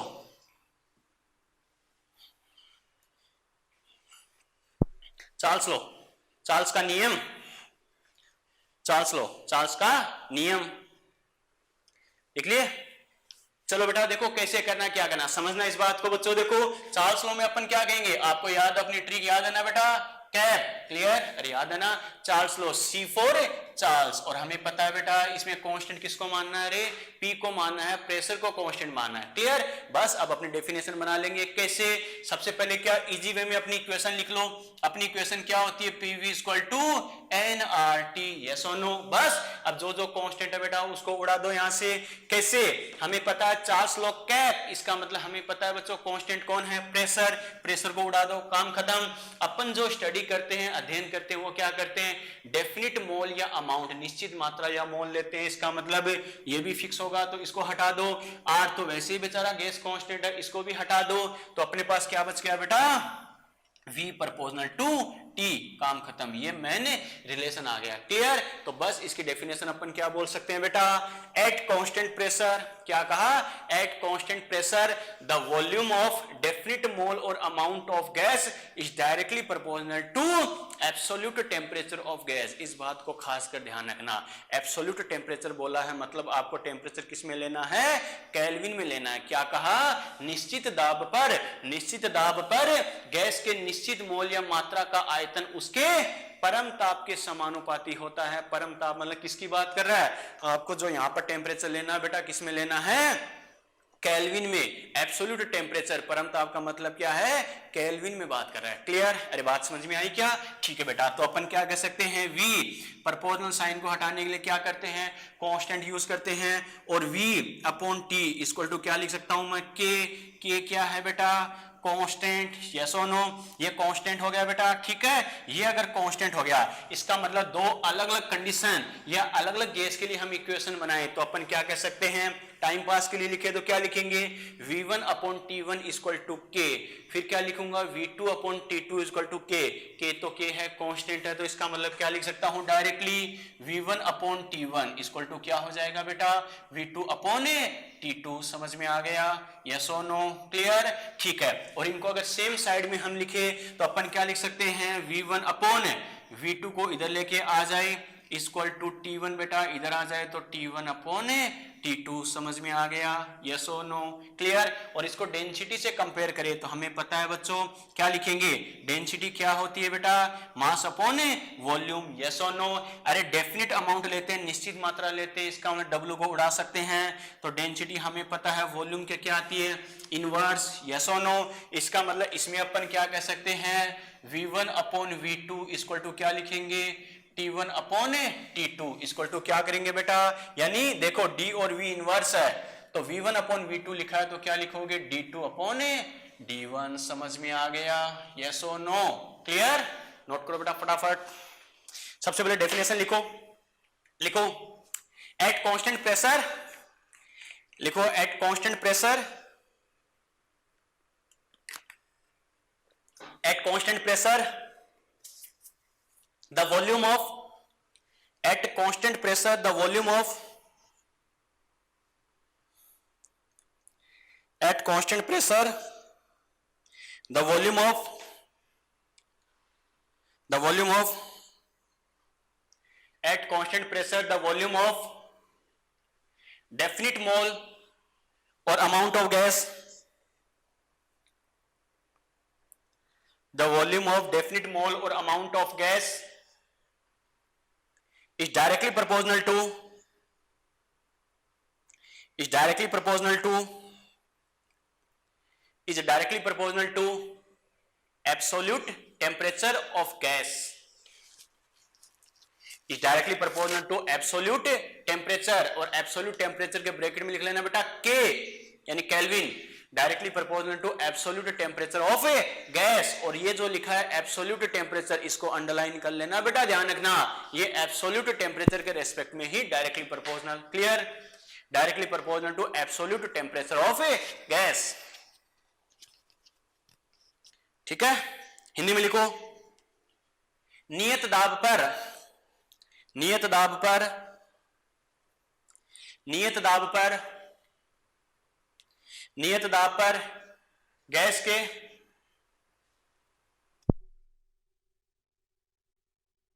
नियत दाब पर गैस के निश्चित मोल या मात्रा का आयतन, गैस के निश्चित मोल या मात्रा का आयतन, गैस के परम ताप, गैस के परम ताप ब्रैकेट में लिख लेना के, परम ताप अंडरलाइन कर लेना बेटा, परम ताप को गैस के परम ताप के समानुपाती होता है, गैस के परम ताप के समानुपाती होता है, ठीक है। चलो ये डेरिवेशन नोट कर लो बेटा फटाफट।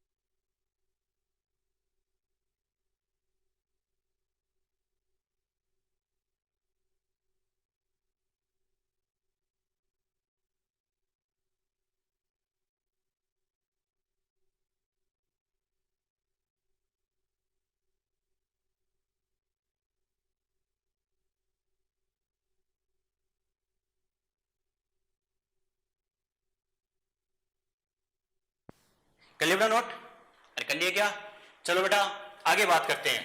बच्चों देखो ये तो इसकी नॉर्मल सी इक्वेशन है बेटा, ये तो हर जगह बताई जाती है, क्लियर। लेकिन इसमें देखो बेटा कई बार क्या न्यूमेरिकल तो बना के नहीं दे देगा, लेकिन कई बार क्या आपको डायरेक्टली ऑप्शन दे के पूछ लेता है क्या कौन सा सही है कौन सा नहीं है, क्लियर। लेकिन वो हमें कैसे करना, डायरेक्टली रटोगे तो कंफ्यूज होगे, लेकिन करना कैसे समझना। इसमें मैं क्या कर रहा हूं बेटा, दो अलग अलग कंडीशन ले रहा हूं। एक तो कौन सी, यानी 0 डिग्री सेल्सियस टेम्परेचर, एक मैं क्या मान रहा हूं बेटा T डिग्री सेल्सियस टेम्परेचर। मैंने क्या कहा, दो अलग अलग कंडीशन में ले रहा हूं। एक तो कौन सी 0 डिग्री सेल्सियस टेम्परेचर की, एक कौन सी T डिग्री सेल्सियस की बात करते हैं बेटा, क्लियर। तो क्या लिखेंगे बेटा, इफ, देखो बेटा if at 0 degree Celsius temperature, क्या कहा 0 degree Celsius temperature V equal to V naught, V को मैं क्या मान रहा हूं, जो वॉल्यूम है बेटा उसको मैं क्या मान रहा हूं, V नोट या V0 मान रहा हूं, क्लियर, ठीक है। एंड, ठीक है, और क्या लिखेंगे बेटा, and at T degree Celsius temperature, T degree Celsius temperature V को मैं क्या लिख रहा हूं बेटा, VT। अरे समझ रहे हो ना बेटा क्या लिखा, यानी 0 डिग्री सेल्सियस टेम्परेचर है बेटा तो V क्या हो गया, V0 V नॉट, और अगर T डिग्री सेल्सियस टेम्परेचर है तो V क्या हो गया, VT के इक्वल, क्लियर, ठीक है बेटा। तो अपन कैसे कर सकते हैं बेटा, ऐसी कंडीशन आ जाए तो देखो बेटा हमें कैसे करना है, क्या करना, हिंदी में भी यही होगा। यदि 0 डिग्री सेल्सियस ताप पर V इक्वल टू V0 तथा T डिग्री सेल्सियस ताप पर V equal to VT, clear, ठीक है। समझना बेटा कैसे हम डेराइव करते हैं, आपको ध्यान है मेन कॉन्सेप्ट क्या, V इक्वल टू KT, याद है ना। अरे V directly proportional to temperature, और प्रोपोर्शनल साइन को हटाने के लिए कांस्टेंट K हमने यूज किया था, क्लियर, ठीक है। अब मैं क्या कर सकता हूं, दो अलग अलग कंडीशन के लिए मैं इक्वेशन बना सकता हूं बेटा, क्या, एट 0 डिग्री सेल्सियस टेम्परेचर, क्या कहूंगा 0 डिग्री सेल्सियस टेम्परेचर की अगर मैं बात करूं तो देखो V इक्वल टू KT है बेटा, तो V को क्या लिखूंगा, V0 K, और T बेटा देखो 0 डिग्री सेल्सियस है, हमें पता है हम टेम्परेचर कौन सा यूज करते हैं, केल्विन में, तो 0 डिग्री सेल्सियस को केल्विन में कन्वर्ट करने के लिए क्या करते हैं बेटा, 273.15, यस और नो।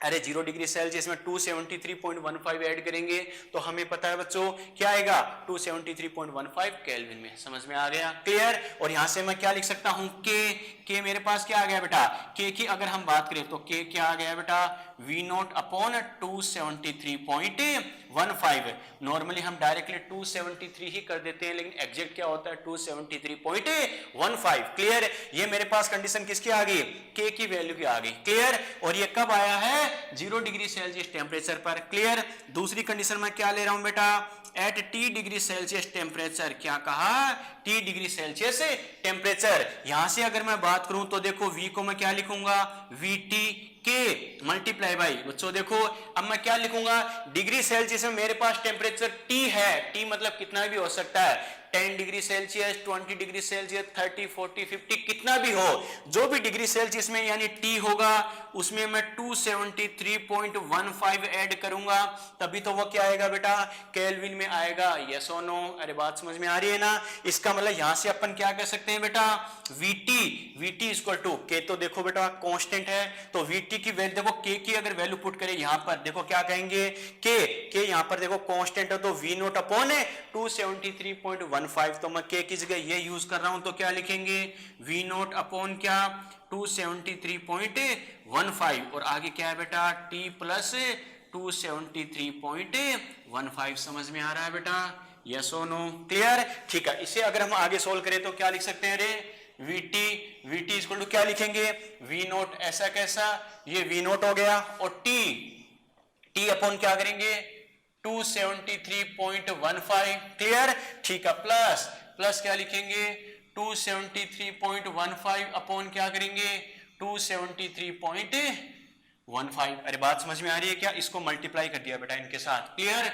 ठीक है। ये इससे कैंसिल आउट हो जाए बेटा तो क्या लिखेंगे, VT equal to V naught, इसको अगर पहले लिख दूं तो क्या हो जाएगा, ये 1 आ गया और क्या बच गया बेटा T प्लस 273.15, समझ में आ रहा है बेटा, क्लियर, ठीक है। एक इक्वेशन तो हमें ये पूछ सकता है डायरेक्टली ऑप्शन देके, क्लियर, ठीक है। इस इक्वेशन को मैं क्या करूं बेटा, अगर मैं एलसीएम की टर्म में लिखूं तो क्या लिखेंगे, VT equal to V naught, बच्चों देखो अगर हम 273.15 इसको एलसीएम देखो क्या ले ले, देखो बेटा तो क्या लिखेंगे, हमें पता है यहां पर कितना आ जाएगा 273.15 प्लस इधर कितना आ जाएगा टी। अरे कैसे आया ये तो ध्यान है ना, यस और नो। ठीक है बेटा, बात समझ में आ गई, क्लियर। इसको ऐसा भी लिख के दे दे तो कंफ्यूज होने की जरूरत नहीं है, क्लियर। ठीक है, ये जो अपनी मेन इक्वेशन है इसको देखो मैं आगे कैसे लिख रहा हूं, V T equal to V naught 1 plus, इसको मैं ऐसे लिख सकता हूं बेटा 273.15 मल्टीप्लाई बाई टी, यस और नो। अरे टी को मैंने मल्टीप्लाई में कर दिया, क्लियर। और ये जो होता है बेटा 1/273.15 इसको बोला जाता है बेटा अल्फा वी। अल्फा वी का मतलब क्या है यहाँ पर, ये वॉल्यूम है कोफिशिएंट, क्या बोला जाता है बेटा, वॉल्यूम है कोफिशिएंट, वॉल्यूम कोफिशिएंट यानी ताप गुणांक। बात समझ में आ गई बेटा, क्लियर। ठीक, यानी आयतन गुणांक, सॉरी आयतन की बात कर रहा है, मतलब क्या लिखेंगे बेटा, आयतन गुणांक, वॉल्यूम कोफिशिएंट, क्लियर। वॉल्यूम अलग अलग वॉल्यूम के रेस्पेक्ट में बात करा, क्या करेंगे, वॉल्यूम कोफिशिएंट। तो यहां से मैं क्या लिख सकता हूं, V T equal to V naught, और ये क्या हो गया 1 प्लस, ये क्या हो गया बेटा अल्फा वी लिखूंगा 1/273.15 के जगह, और मल्टीप्लाई में क्या आ गया टी। समझ में आ गया, यस और नो, क्लियर। ठीक है, एक हमें ये क्वेश्चन भी पूछ सकता है डायरेक्टली बेटा, ठीक है, बात समझ में आ गई क्या, क्लियर। और इसको आगे सोल्व करके लिखूं तो क्या लिखेंगे, V T equal to V naught को अगर मल्टीप्लाई कर दूं तो वी नोट ऐसा कैसा प्लस अल्फा वी मल्टीप्लाई क्या लिखेंगे बेटा वी नोट टी। अरे समझ में आ रहा है ना, इस वी नोट को मल्टीप्लाई कर दिया दोनों से, इस वी नोट को अगर इधर लेके आ जाए तो क्या लिखेंगे, V T minus V naught equal to क्या हो गया अल्फा वी मल्टीप्लाई बाई क्या लिखेंगे वी नोट टी। समझ में आ गया, क्लियर। और इसको अगर अपोन में लेके आ जाए तो क्या लिखेंगे अल्फा वी इक्वल टू क्या हो गया बेटा, इधर क्या बच गया V T minus V naught, और अपोन में क्या बच गया, अरे V naught multiply by T. समझ में आ गया, यस और नो, क्लियर। तो कैसे इसको हम डेराइव कर सकते हैं बेटा, ये जो दो तीन चीजें मैंने ब्लॉक किए बेटा, कई बार डायरेक्टली ऑप्शन देके पूछ लेता है कि कौन सा कैसे होगा क्या होगा। समझ में आ गया, क्लियर। ठीक है बेटा, बात समझ में आ गई, कोई डाउट नोट करो फटाफट।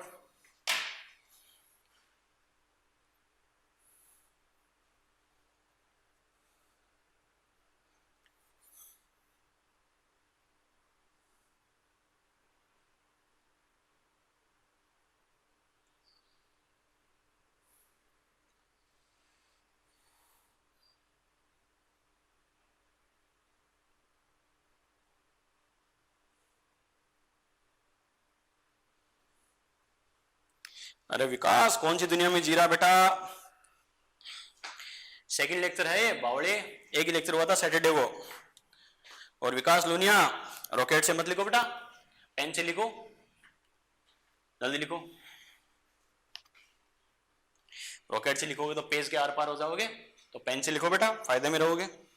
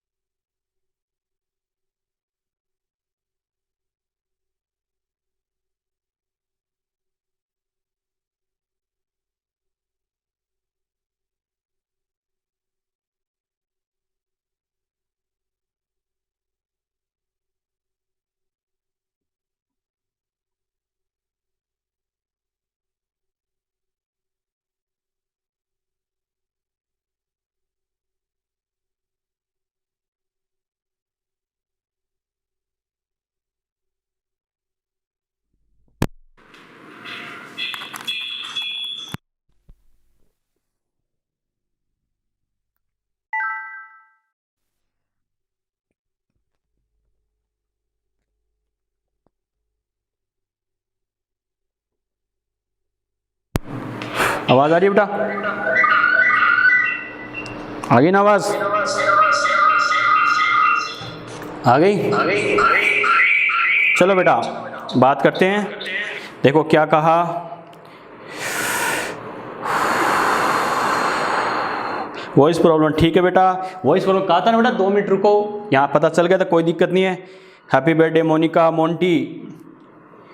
ठीक है, मेरा बर्थडे नहीं है अब, ठीक है, यस सर यस सर। अब की बार चैप्टर से अलग कोई मैसेज करे इसको यहाँ से हटा देना, रिमूव कर देना क्लास से, ठीक है। और दूसरी आगे की क्लास में कनेक्ट मत करना। बात समझ में आ गई है? अरे बावड़ो, क्लास में किस लिए आ रहे हैं? बर्थडे विश करने के लिए आ रहे हैं क्या? ठीक है, मस्त रह के पढ़ा करो बेटा, आपस में इंटरेक्शन है कम से कम किया करो, ठीक है।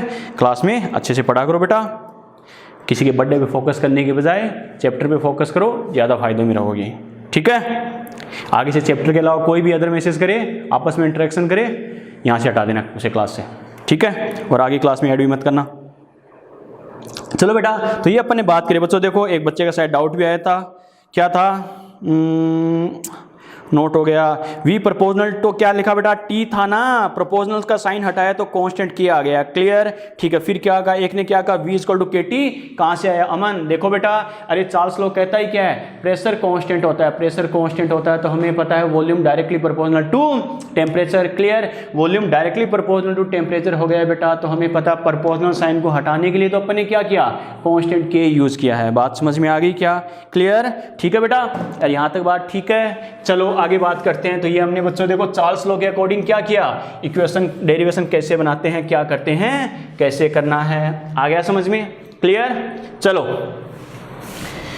बात करते हैं बेटा आगे, इसके ग्राफ की बात करें तो ग्राफ में अगर हम बात करें तो इसमें बेटा देखो अलग अलग टाइप के ग्राफ तो नहीं पूछता, इसमें मेनली क्या करेगा बेटा, एक ही टाइप का ग्राफ पूछेगा। ओके, क्या कहा, इसमें मेनली ग्राफ क्या करेगा, एक ही टाइप का पूछेगा। कैसे करना है, क्या करना, लिखो बेटा, ग्राफ बिटवीन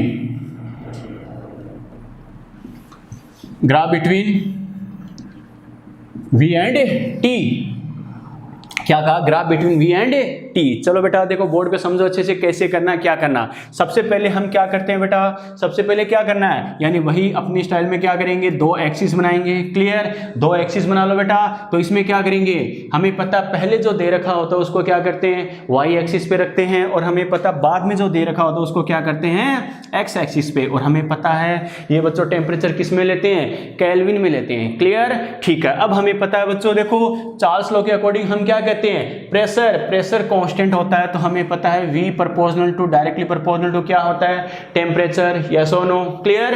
इसके अकॉर्डिंग अगर हम बात करें तो V हमें पता कहां रखा बेटा, Y एक्सिस पर, क्लियर, ठीक है। और T को कहां रखा बेटा, X एक्सिस पर, क्लियर। और इसके अकॉर्डिंग बात करें जिसको देखो आपस में हमें कंपेयर करना है, इनको मिला दो तो हमें पता है बेटा एक स्ट्रेट लाइन आ रही नहीं आ रही, आ रही है बच्चों। इसका मतलब ग्राफ कैसा आएगा बेटा, स्ट्रेट लाइन आएगा। समझ में आ गया, ग्राफ कैसा आएगा, स्ट्रेट लाइन आएगा, क्लियर, ठीक है बेटा। तो इसका ग्राफ कैसा आता है, ये आता है, समझ में आ गया, क्लियर। लेकिन फिर बात वही आ गई, ये जो ग्राफ आ रहा है बच्चों, ये तो क्या आ रहा है, ये हमें पता है एक पर्टिकुलर प्रेशर पर आ रहा है बेटा, जिसको हम कांस्टेंट मानते हैं, क्लियर। लेकिन अलग अलग प्रेशर के रेस्पेक्ट में अगर हम बात करें तो क्या होगा बेटा, अलग अलग कंडीशन के लिए अलग अलग स्लोप आएगा, नहीं आएगा, आएगा बच्चों। कैसे, तो बच्चों देखो कैसे करना है, इस ग्राफ को स्टैंडर्ड लेवल पे हमें कैसे पूछ सकता है, ये V है और ये T है बेटा, clear.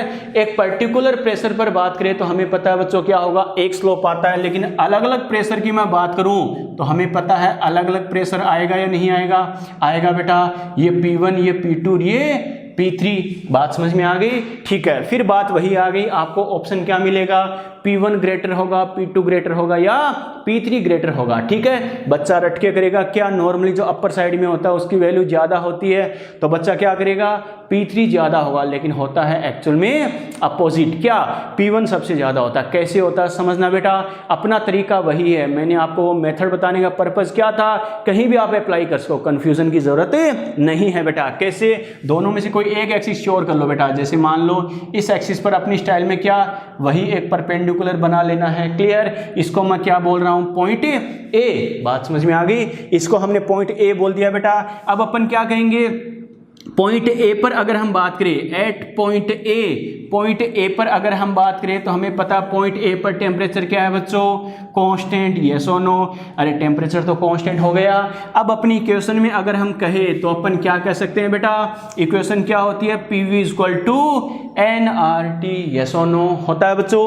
PV equal to NRT होता है, टेम्परेचर कांस्टेंट हो गया, इसे हटा दे, हमें पता आर और एन तो वैसे ही कांस्टेंट होते हैं बेटा।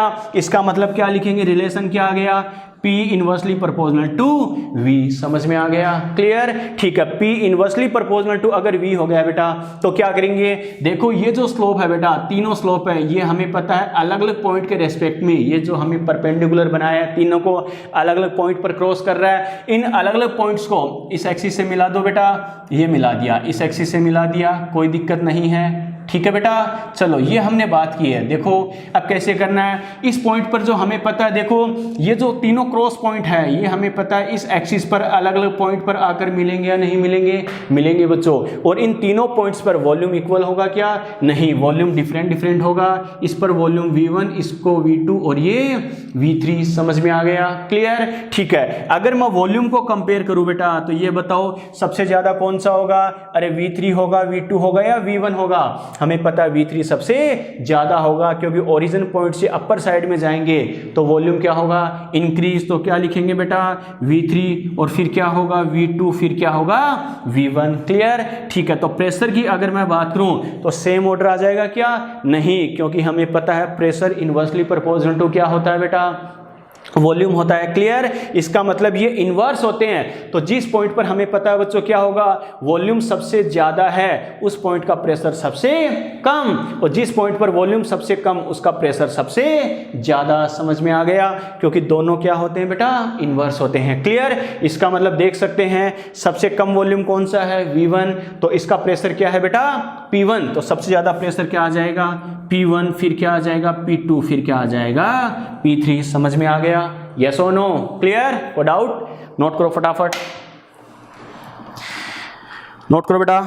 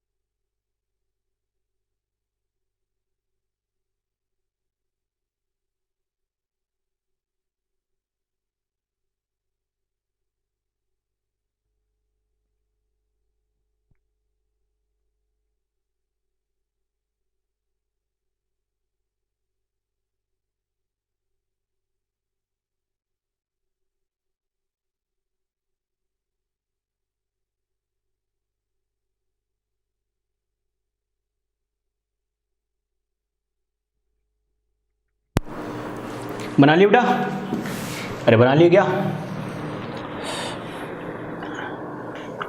बना लिए। चलो बेटा, अपने ग्राफ किसके बीच में बनाया बेटा, V और T के बीच में ग्राफ बनाया है बच्चों। देखो तो V और T के बीच में अगर एक पर्टिकुलर प्रेशर पर बात करें तो हमें पता है बच्चों ग्राफ आता तो कहां से, हमें पता स्ट्रेट लाइन आता है, और कहां से स्टार्ट करते हैं बेटा, मूल बिंदु से, ओरिजिन पॉइंट से, क्लियर। लेकिन बच्चों कंफ्यूज करने के लिए देखो बेटा एक ग्राफ हमें कैसे पूछता है, समझना इस बात को। एक ग्राफ कैसे पूछेगा बेटा, अब मैं क्या लिख रहा हूं, वही V और यहां मैं लिख रहा हूं T, लेकिन बच्चों ये क्या दे रखा है, डिग्री सेल्सियस, समझ में आया, क्लियर, यस और नो, क्लियर। अरे किसकी बात कर रहा है बेटा, डिग्री सेल्सियस में बोल रहा है बेटा, क्लियर। ऐसे मान लो कोई ग्राफ हमें ये दे रखा है, ऐसे समझो बच्चों। देखो अब बच्चा क्या करेगा, बच्चा रट के करेगा कि चार्ल्स लॉ के अकॉर्डिंग क्या होता है, V directly proportional to T। इसका मतलब क्या करेगा, सर ने कहा था मूल बिंदु से ओरिजिन पॉइंट से स्ट्रेट लाइन बना देना, नो डाउट होगा तो स्ट्रेट लाइन, लेकिन करना कैसे समझना। हमें पता है ये डिग्री सेल्सियस में बात कर रहा है, इसका मतलब यहां पर ओरिजिन पॉइंट पर टेम्परेचर कितना है बेटा 0 डिग्री सेल्सियस, यस और नो। और हमें पता है V अगर T के डायरेक्टली प्रोपोर्शनल तो होता है, लेकिन वो T कौन सा होता है बेटा, केल्विन वाला होता है, यस और नो। इसका मतलब ग्राफ स्टार्ट कहाँ से होगा, ओरिजिन पॉइंट से तो होता है, मूल बिंदु से तो होता है, लेकिन वो मूल बिंदु कौन सा होता है बेटा 0 केल्विन वाला होता है। मैंने क्या कहा, समझ में आया। तो यहां से स्टार्ट मत कर देना बेटा, ग्राफ कहां से स्टार्ट करना है, ओरिजिन पॉइंट से, मूल बिंदु से, और वो ओरिजिन पॉइंट क्या होता है बेटा 0 केल्विन वाला होता है। क्लियर। इसका मतलब मुझे ये टेम्परेचर नहीं लेना, मुझे क्या लेना है 0 केल्विन को फोकस करके, कंसिडर करके मुझे रिजल्ट बताना है। क्लियर। कैसे, अगर मैं बात करूं नॉर्मली अगर अपन क्या करते हैं बेटा डिग्री सेल्सियस को केल्विन में कन्वर्ट करते हैं, तो हमें पता है अपन क्या करते हैं बेटा, अरे 273.15 ऐड करते हैं, नहीं करते, करते हैं बच्चों। क्लियर। मैं यहां पर उल्टा कर रहा हूं क्या, अगर देखो बेटा मान लो 0 डिग्री सेल्सियस है, सपोज करो 0 डिग्री सेल्सियस है, अगर मैं इसको केल्विन में कन्वर्ट करूं तो क्या करेंगे अपन 273.15 क्या करते हैं, इसमें प्लस करते हैं, ऐड करते हैं, तभी तो केल्विन में आता है, यस और नो। मैं अपोजिट कर रहा हूं बेटा, क्या, अगर 0 केल्विन है, 0 केल्विन है, इसको मुझे क्या करना है 0 केल्विन को डिग्री सेल्सियस में लेके आऊं, तो मैं क्या करूंगा 273.15 क्या करूंगा, अरे माइनस करूंगा या नहीं करूंगा। मैं क्या कहना चाहता हूं बेटा, बात समझ में आ गई। क्लियर। इसका मतलब अगर मैं 0 डिग्री सेल्सियस को अगर मान लो क्या करूं केल्विन में कन्वर्ट करके लिखूं, क्योंकि मुझे स्टार्ट कहां से करना है 0 केल्विन पर करना है, ना कि 0 डिग्री सेल्सियस पर। क्लियर। तो मैं क्या करूंगा बेटा 0 केल्विन इनडायरेक्टली मैं क्या बोल सकता हूं -273.15 डिग्री सेल्सियस। इसका मतलब क्या होगा बेटा 0 डिग्री सेल्सियस अगर यहां पर है तो -273.15, अरे इसके पीछे होगा या नहीं होगा, होगा बेटा। इस एक्सिस पर जाएंगे तो टेम्परेचर इंक्रीज और इधर आएंगे तो टेम्परेचर डिक्रीज होगा बेटा, यस और नो। इसका मतलब सपोज करो समथिंग यहां पर है बेटा, समथिंग यहां पर टेम्परेचर कितना है, अरे 0 डिग्री सेल्सियस से कम होगा, और ये कितना है बेटा 0 केल्विन, या फिर मैं क्या कह सकता हूं -273.15 डिग्री सेल्सियस। अरे कैसे, क्या समझ में आया, यस और नो। क्लियर। और मुझे पता है बेटा ओरिजिन से स्टार्ट होता है, ओरिजिन क्या होता है केल्विन में टेम्परेचर होता है, उसके डायरेक्टली प्रोपोर्शनल होता है। तो क्या करेंगे यहां से ग्राफ स्टार्ट करना है बेटा, डॉट डॉट डॉट डॉट कर रहा हूं, और ये ऐसे आता है बेटा। लेकिन ये ऐसे कैसे आता है, समझ में आ गया, यस और नो। ये कब होगा बेटा, जब डिग्री सेल्सियस में बात करें, कैसे करना है, क्या करना है, समझ में आ गया। क्लियर। को डाउट, नोट करो बेटा फटाफट, ये ग्राफ और बना लेना।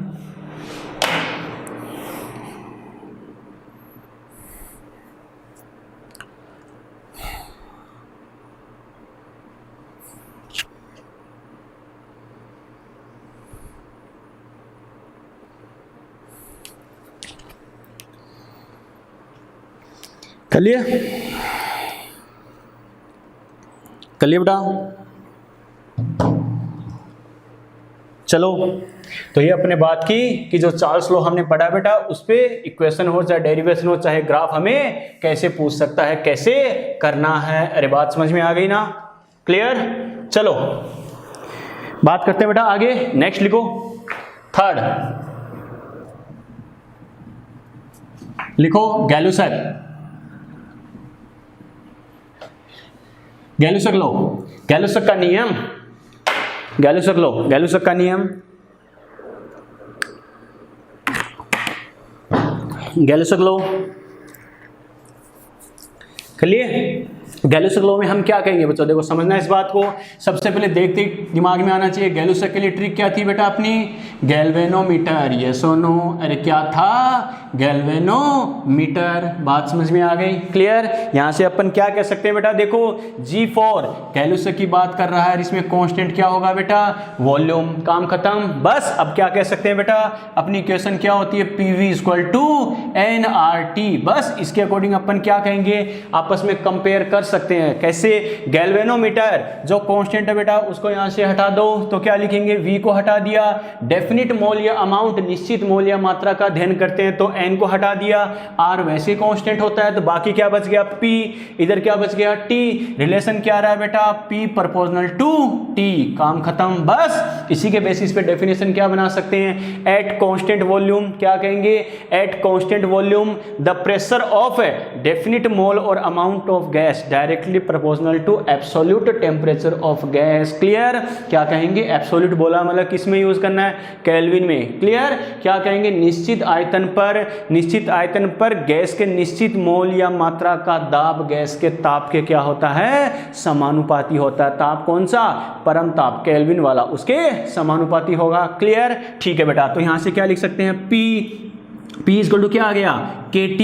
हमें पता है प्रोपोर्शनल साइन को हटाया तो कांस्टेंट K यूज किया। अमन देख लेना K कहां से आया, बात समझ में आ गई। क्लियर, तो यहां से क्या लिख सकते हैं, P by T equal to क्या है बेटा, K यहां पर क्या होता है रे, कांस्टेंट। क्लियर, तो यहां से क्या लिख सकते हैं, अगर दो अलग अलग कंडीशन या दो अलग अलग गैसेज के लिए बात करें तो अपन क्या कह सकते हैं बेटा, P1/T1, दो अलग अलग कंडीशन होगी 1 और 2 वाली, P1/T1 इक्वल टू P2/T2। ठीक है, किसके अकॉर्डिंग कह सकते हैं, क्योंकि K तो कांस्टेंट है, P1/T1 equal to constant, P2 upon क्या करेंगे, T2 equal to constant. Constant तो कांस्टेंट है, दोनों इक्वल है या नहीं है बच्चों। तो क्या कह सकते हैं, P1/T1 इक्वल टू क्या कह सकते हैं बेटा, P2/T2। यस और नो, सेम साइड में लिख दे तो क्या लिखेंगे, P1/P2 इक्वल टू क्या हो गया बेटा, T1/T2। समझ में आ गया, यस और नो। बच्चा कहेगा सर यहाँ डेंसिटी से कंपेयर क्यों नहीं किया, कोई ज़रूरत नहीं है, क्योंकि इसमें वॉल्यूम नहीं है बेटा। आ गया समझ में, क्लियर, नोट करो फटाफट।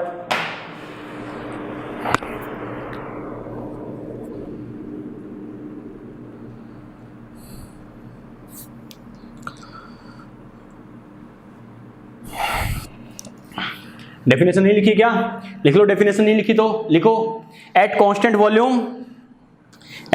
वॉल्यूम डेफिनेशन लिख लो बेटा इसकी, at constant volume the pressure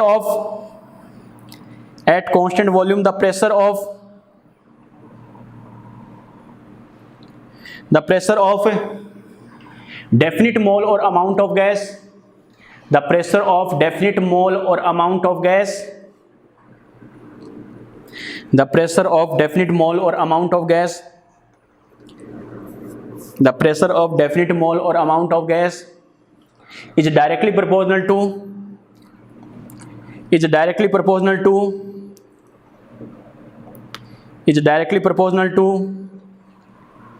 absolute temperature, bracket में लिख लेना K is directly proportional to absolute temperature, bracket में लिखो K directly proportional to absolute temperature of gas, और एब्सोल्यूट टेम्परेचर को अंडरलाइन कर लेना बेटा। ठीक है, हिंदी में लिखो, निश्चित आयतन पर या नियत आयतन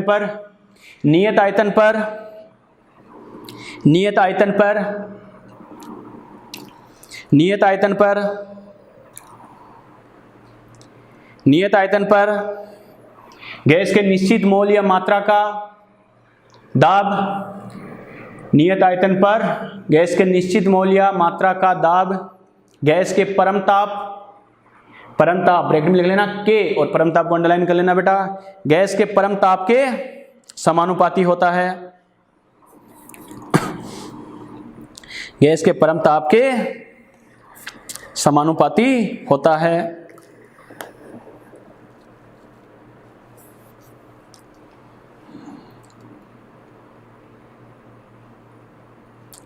गैस के परमताप के समानुपाती होता है। ठीक है, इक्वेशन तो नोट कर ली होगी, कर लिए बेटा। तो बच्चों देखो अपन क्या कह सकते हैं, इसमें हमारे पास क्या है बेटा, इसमें वॉल्यूम तो क्या होगा, कांस्टेंट होगा। अगर वॉल्यूम कांस्टेंट होगा तो हमें पता है P प्रोपोर्शनल टू क्या आ रहा है, T आ रहा है बेटा, यस और नो। इसका मतलब प्रेशर क्या है बेटा, टेम्परेचर के डायरेक्टली प्रोपोर्शनल है। इसका मतलब प्रेशर टेम्परेचर के डायरेक्टली प्रोपोर्शनल है, मतलब हम क्या कह सकते हैं, अगर टेम्परेचर में चेंज होगा तो प्रेशर में भी चेंज होगा या नहीं होगा, होगा बेटा। इसका मतलब अपन क्या कह सकते हैं, दो अलग अलग टेम्परेचर के रेस्पेक्ट में दो अलग अलग प्रेशर कंसिडर कर सकते हैं, नहीं कर सकते, कर सकते हैं बेटा। ओके चलो बेटा, तो अपन क्या लिख सकते हैं, स्टेटमेंट लिखो बेटा, if at 0 degree Celsius temperature, if at 0 degree Celsius temperature P equal to P0 या P नोट, यदि 0 डिग्री सेल्सियस ताप पर P क्या है बेटा, P नोट है, एंड तथा at T degree Celsius temperature, T degree Celsius temperature P क्या है बेटा, पी टी के बराबर है टी टाइम पर, क्लियर। या टी टेम्परेचर की बात करा, क्या कहा 0 degree Celsius temperature P equal to P naught, और T डिग्री सेल्सियस टेम्परेचर पर क्या है बेटा P equal to P T, clear. तो अगर ऐसी कंडीशन आ जाए तो क्या करना है, जैसे हमने चार्ल्स लॉ में किया था बेटा V को T के साथ कंपेयर, सेम टू सेम वही मेथड है। तो क्या कह सकते हैं बेटा, दो इक्वेशन बना सकते हैं। सबसे पहले कॉन्सेप्ट क्या होता है हमें पता है, देखो गैलुसक लॉ, गैलुसक गैल्वेनोमीटर, V तो कांस्टेंट है, बाकी क्या बच गया P और T, तो P और T क्या आते हैं बेटा डायरेक्टली प्रोपोर्शनल, तो P प्रोपोर्शनल टू क्या होता है T, यानी क्या लिखेंगे प्रोपोर्शनल के हटाकर क्या लिखेंगे P इक्वल टू के T, आ गया समझ में। अब दो अलग अलग टेम्परेचर की बात करूं तो क्या लिखूंगा, at 0 degree Celsius temperature, 0 degree Celsius के रेस्पेक्ट में बात करूं तो क्या लिखूंगा, देखो P equal to K T, P को मैं क्या लिखूंगा P0, के ऐसा कैसा, और T टेम्परेचर क्या करना है 0 डिग्री सेल्सियस, हम यूज किस में करते हैं बेटा केल्विन में, तो क्या लिखूंगा 273.15, यस और नो, क्लियर। ठीक है बेटा, यहां से अपने पास K क्या आ गया रे, K आ गया बेटा P नॉट अपॉन 273.15, बात समझ में आ गई बच्चों, क्लियर। ठीक है बेटा, अब अपन कहेंगे क्या, eight T degree Celsius temperature, eight T degree Celsius temperature P को मैं क्या लिखूंगा बेटा PT, क्लियर। ठीक है, K ऐसा कैसा, K मल्टीप्लाई बाई, देखो यहां पर टेम्परेचर 0 था तो सीधा 273 ऐड कर दिया, अब टेम्परेचर कितना है T डिग्री सेल्सियस बोला है, T का मतलब 10 20 30 40 50 कितना भी हो बेटा, जितना भी होगा मुझे केल्विन में लेना है, तो इसमें क्या करूंगा मैं 273.15 ऐड कर दूंगा, यस और नो, क्लियर। अब क्या करेंगे, K की जगह मैं ये वैल्यू पुट कर सकता हूं नहीं कर सकता हूं, कर सकता हूं बेटा, तो क्या लिख सकते हैं अपन बेटा PT मेरे पास क्या आ गया बेटा, K की जगह क्या लिखेंगे P not, P not upon क्या हो गया 273.15, और ब्रैकेट में क्या लिखेंगे बेटा T प्लस 273.15, कैसे क्या समझ में आ गया, यस और नो, क्लियर। ठीक है, आगे इसको कैसे सॉल्व करेंगे, इसको बेटा इन दोनों से क्या करें, अगर मल्टीप्लाई कर दूं तो PT इक्वल टू इधर क्या बच गया P नॉट ऐसा कैसा, तो क्या लिखेंगे बेटा T अपॉन क्या करेंगे 273.15 प्लस यहाँ से क्या करेंगे, पहले से कितना है 273.15 अपॉन क्या लिखेंगे फिर से 273.15, इससे बेटा इसको उड़ा दें, क्लियर। तो अपन क्या लिख सकते हैं PT इक्वल टू क्या हो गया रे P नॉट, ये क्या हो गया बेटा 1 हो गया, तो क्या लिखेंगे 1 प्लस क्या हो गया T अपॉन 273.15, समझ में आ गया, क्लियर। ठीक है बच्चों, और यहां तक बात ठीक है ना। चलो बेटा, अब इसको देखो, अगर एलसीएम लेके लिखे तो इस इक्वेशन को ऐसे भी लिख के दे देगा PT equal to P naught, L C M क्या 273.15, इसको एलसीएम ले लिया तो क्या हो जाएगा 1 से मल्टीप्लाई होके ये ऐसा कैसा 273.15, और T से मल्टीप्लाई होकर क्या होगा T बेटा, इसको ऐसे भी लिख के दे देगा, क्लियर। ठीक है, लेकिन मेन इक्वेशन ये है बच्चों, इसको अपन क्या लिख सकते हैं PT equal to P naught, क्या लिखेंगे 1 है, और इसको क्या लिख सकता हूं मैं 273.15 मल्टीप्लाई बाई T, यस और नो, क्लियर। ठीक है, और ये जो होता है बेटा 1/273.15, इसको लिखा जाता है बेटा अल्फा P, अलग अलग प्रेशर की बात कर रहा है बेटा, तो क्या करेंगे बेटा P हो गया, क्लियर। और ये क्या होता है बेटा प्रेशर कोफिशिएंट, क्या होता है प्रेशर कोफिशिएंट, यानी क्या कहते हैं इसे दाब गुणांक, इसे क्या बोलेंगे बेटा दाब गुणांक, क्लियर। इसकी अगर हम वैल्यू पुट करें तो यहां से क्या कह सकते हैं PT इक्वल टू क्या हो गया बेटा P नॉट, और क्या लिखेंगे 1 प्लस 1/273.15 की जगह क्या लिखूंगा अल्फा P मल्टीप्लाई आगे क्या बच गया बेटा T, यस और नो, एक इक्वेशन है ये भी हमें दे सकता है, क्लियर। ठीक है, अगर P नॉट को इनसे मल्टीप्लाई कर दूं तो क्या लिखेंगे अपन PT इक्वल टू क्या हो गया, P नॉट को मल्टीप्लाई करूं तो P naught plus alpha P multiply P naught multiply होकर क्या हो जाएगा P नॉट T, यस और नो, क्लियर। इस P नॉट को अगर इधर लेके आ जाऊं बेटा तो PT minus P naught equal to क्या हो गया अल्फा P मल्टीप्लाई क्या हो गया P नॉट T, यस और नो, क्लियर। ठीक है, और अल्फा P इक्वल टू यहाँ पर क्या आ सकता है PT माइनस P नॉट है या नहीं है, तो क्या लिखेंगे PT minus P not, yes और नो, और अपॉन में क्या आ जाएगा पी नॉट टी, तो क्या लिखेंगे पी नॉट टी। समझ में आया कैसे किया, यस और नो, ये इस पे इक्वेशन हमें कैसे पूछ सकता है। क्लियर, अरे बात समझ में आई बेटा, ठीक है। चलो नोट कर लिया क्या, चलो नोट करो फटाफट, स्क्रीनशॉट ले लो बेटा, एक ग्राफ और देखते हैं इस पर।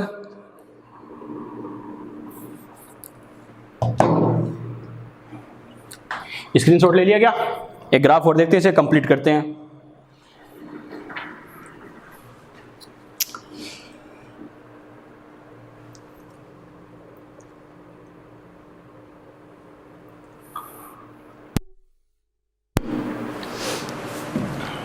स्क्रीनशॉट ले लिया, चलो ग्राफ देखते हैं बेटा, इसमें कैसे करना है क्या करना, ठीक है। तो लिखो बेटा हेडिंग, लिखो ग्राफ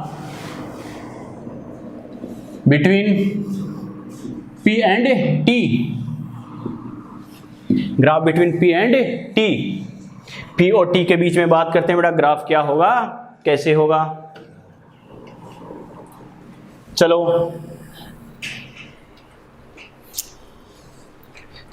देखो बेटा बात करते हैं इस ग्राफ की, अगर हम बात करें तो देखो कैसे करना है क्या करना है, graph between P and T। तो सबसे पहला काम अपना क्या है बेटा, हमें पता है, देखो गैलोसियस लॉ की बात करें, गैल्वेनोमीटर V कांस्टेंट है, V कांस्टेंट है तो क्या लिखेंगे P प्रोपोर्शनल टू क्या होता है T। हमें पता है बच्चों, देखो y एक्सिस पे हमें किसको रखना है, रे पहले हमें क्या दे रखा है P, और हमें पता है x एक्सिस पे किसको रखेंगे बेटा T, और किस में लेना है केल्विन में। क्लियर, ठीक है। और हमें पता है y एक्सिस पे P को रखा है, x एक्सिस पे T को रखा है, तो y डायरेक्टली प्रोपोर्शनल टू क्या हो गया x, और दोनों डायरेक्टली प्रोपोर्शनल है, दोनों को मिला दूं तो हमें पता है बेटा कैसा आएगा रे, अरे स्ट्रेट लाइन आ रहा है या नहीं आ रहा है बेटा, यस और नो। ग्राफ कैसा होगा स्ट्रेट लाइन, और हमें पता इस पॉइंट पर हमें पता टेम्परेचर कितना होगा 0 केल्विन, तो क्या होगा यहां से डायरेक्टली प्रोपोर्शनल क्या हो जाएगा बेटा कि स्ट्रेट लाइन आ जाएगा। क्लियर, अरे बात समझ में आ रही है क्या, ठीक है। ये कंडीशन तो कब आई है बेटा, जब हमें क्या किया है, कैसे करना है, एक पर्टिकुलर वॉल्यूम पर बात करें, लेकिन हमें पता है पूछेगा बेटा वही क्या करना है अलग अलग वॉल्यूम के रेस्पेक्ट में, अलग अलग वॉल्यूम के रेस्पेक्ट में, ये P हो गया ये T हो गया, ठीक है। और किस में है ये केल्विन में। अलग अलग वॉल्यूम का अगर हमें स्लोप दे दे बेटा, तो ये मान लो 3 अलग अलग स्लोप दे दिए, V1 V2 और V3, ग्राफ वही आएगा। क्या पूछेगा, क्या कौन सा कम होगा कौन सा ज्यादा होगा, तो अपनी स्टाइल में याद है ना, सबसे पहले क्या करो एक परपेंडिकुलर बना लो बेटा, लंब बना लो इस पॉइंट पर, इसे मैं बोल रहा हूं A, तो क्या लिखेंगे एट पॉइंट A, क्या कहा एट पॉइंट A पर हमें पता है बच्चों टेम्परेचर क्या है, अरे कांस्टेंट है, टेम्परेचर अगर कांस्टेंट है तो अपनी इक्वेशन क्या है PV equal to nRT। Clear, temperature अगर कांस्टेंट हो गया इस पॉइंट पर तो T गया, R गया, N गया। क्लियर, तो हमें पता है P इनवर्सली प्रोपोर्शनल टू क्या आ गया V आ गया। क्लियर, ठीक है। अब हमें पता है बच्चों ये जो परपेंडिकुलर है लंब है, जिन पॉइंट्स पर काट रहा है इसे कैंसिल आउट कर रहा है बच्चों, इसको क्या करूं अगर इस एक्सिस से मिला दूं तो हमें पता है 3 अलग अलग कंडीशन होगी या नहीं होगी, ये पॉइंट ये पॉइंट ये पॉइंट, तीनों पॉइंट पर प्रेशर क्या होगा अलग अलग होगा, P1 P2 और P3, यस और नो। क्लियर, और तीनों को अगर मैं कंपेयर करूं तो ये बताओ बेटा प्रेशर कौन सा ज्यादा है, ओरिजिन से अपर साइड में जाएंगे तो हमें पता प्रेशर इंक्रीज होगा, तो क्या लिखेंगे P3, फिर क्या होगा P2, फिर क्या होगा P1, यस और नो। क्लियर, ठीक है। अगर प्रेशर का सीक्वेंस ये आ गया तो हमें पता वॉल्यूम क्या होता है इनवर्स, अगर P3 सबसे ज्यादा है तो इसका वॉल्यूम क्या है V3 ये सबसे कम, अगर P1 सबसे कम है तो इसका वॉल्यूम क्या है V1 ये सबसे ज्यादा, तो क्या लिखेंगे V1 V2 V3। समझ में आया, ये ग्राफ आ गया। क्लियर, ठीक है। और इसमें भी बेटा एक वही ग्राफ हमें पूछ लेगा, क्या एक ग्राफ हमें ये दे देगा, कैसे करना बेटा, नॉर्मली क्या करेंगे, जैसे मान लो ये कंडीशन आ गई, ये V है और ये क्या है बेटा, जैसे P की बात कर रहा है बेटा, तो ये P और ये क्या है T, लेकिन ब्रैकेट में दे दिया क्या डिग्री सेल्सियस, बात वही आ गई बेटा। हमें पता है ये क्या होता है गैल्वेनोमीटर, V कांस्टेंट है तो P क्या होता है टेम्परेचर T के डायरेक्टली प्रोपोर्शनल तो होता है, लेकिन वो कौन सा होता है यानी एब्सोल्यूट टेम्परेचर, परम ताप, केल्विन में, मतलब 0 केल्विन होगा वो इसका मूल बिंदु होगा, ओरिजिन पॉइंट होगा बेटा। इसका मतलब यहाँ पर टेम्परेचर तो कितना है 0 डिग्री सेल्सियस है, मुझे लेना है 0 केल्विन, 0 केल्विन मतलब कितना आ गया रे -273.15 डिग्री सेल्सियस, या क्या करेंगे, मैंने क्या कहा 0 केल्विन की बात कर रहा है, तो 0 डिग्री सेल्सियस यहां पर है, हमें पता है 0 केल्विन का मतलब क्या होगा, -273.15 डिग्री सेल्सियस की बात कर रहा है। अगर 0 डिग्री सेल्सियस यहां पर है तो हमें पता है बच्चों क्या करेंगे, 0 केल्विन या फिर क्या करेंगे -273.15 डिग्री सेल्सियस, समथिंग यहां होगा या नहीं होगा, होगा। तो 0 केल्विन से स्टार्ट करेंगे तो हमें पता है ग्राफ कैसा होगा, समथिंग यहां से डॉट डॉट करते हुए आपको ऐसा ग्राफ बना के देगा। लेकिन कैसे करना समझ में आ गया, यस और नो, क्लियर? अरे कोई डाउट? ठीक है बेटा, चलो फटाफट, अपनी क्लास का टाइम हो गया, नेक्स्ट क्लास का टाइम है, तो फटाफट इसका स्क्रीनशॉट ले लो बेटा, ठीक है, नोट कर लेना। और कोई डाउट हो, कोई मैसेज आया क्या डाउट के लिए? देखते हैं बेटा, कोई डाउट आया किसी बच्चे का? नोट हो गया सर, नोट हो गया, यस सर, ठीक है बेटा। चलो बेटा, तो ये तो अपने बात की स्क्रीनशॉट ले लेना, इसका नोट कर लेना। बात करेंगे बेटा अपने, जैसे गैसेस लॉ की बात कर रहे हैं, तो 3 लॉ की अपन ने बात की है, बॉयल्स लॉ, चार्ल्स लॉ और Galileo law, clear? Next lecture में अपन बात करेंगे बेटा अवोगाद्रो लॉ की, ठीक है, और फिर इस पर अलग अलग जो गैसेस लॉ, इन पर क्वेश्चन हमें कैसे पूछ सकता है वो अपन डिस्कस करेंगे। समझ में आ गया? क्लियर? ठीक है, और कोई डाउट हो तो पूछ लेना बेटा, क्लियर? बाकी बात करेंगे अपन नेक्स्ट लेक्चर में। बाय।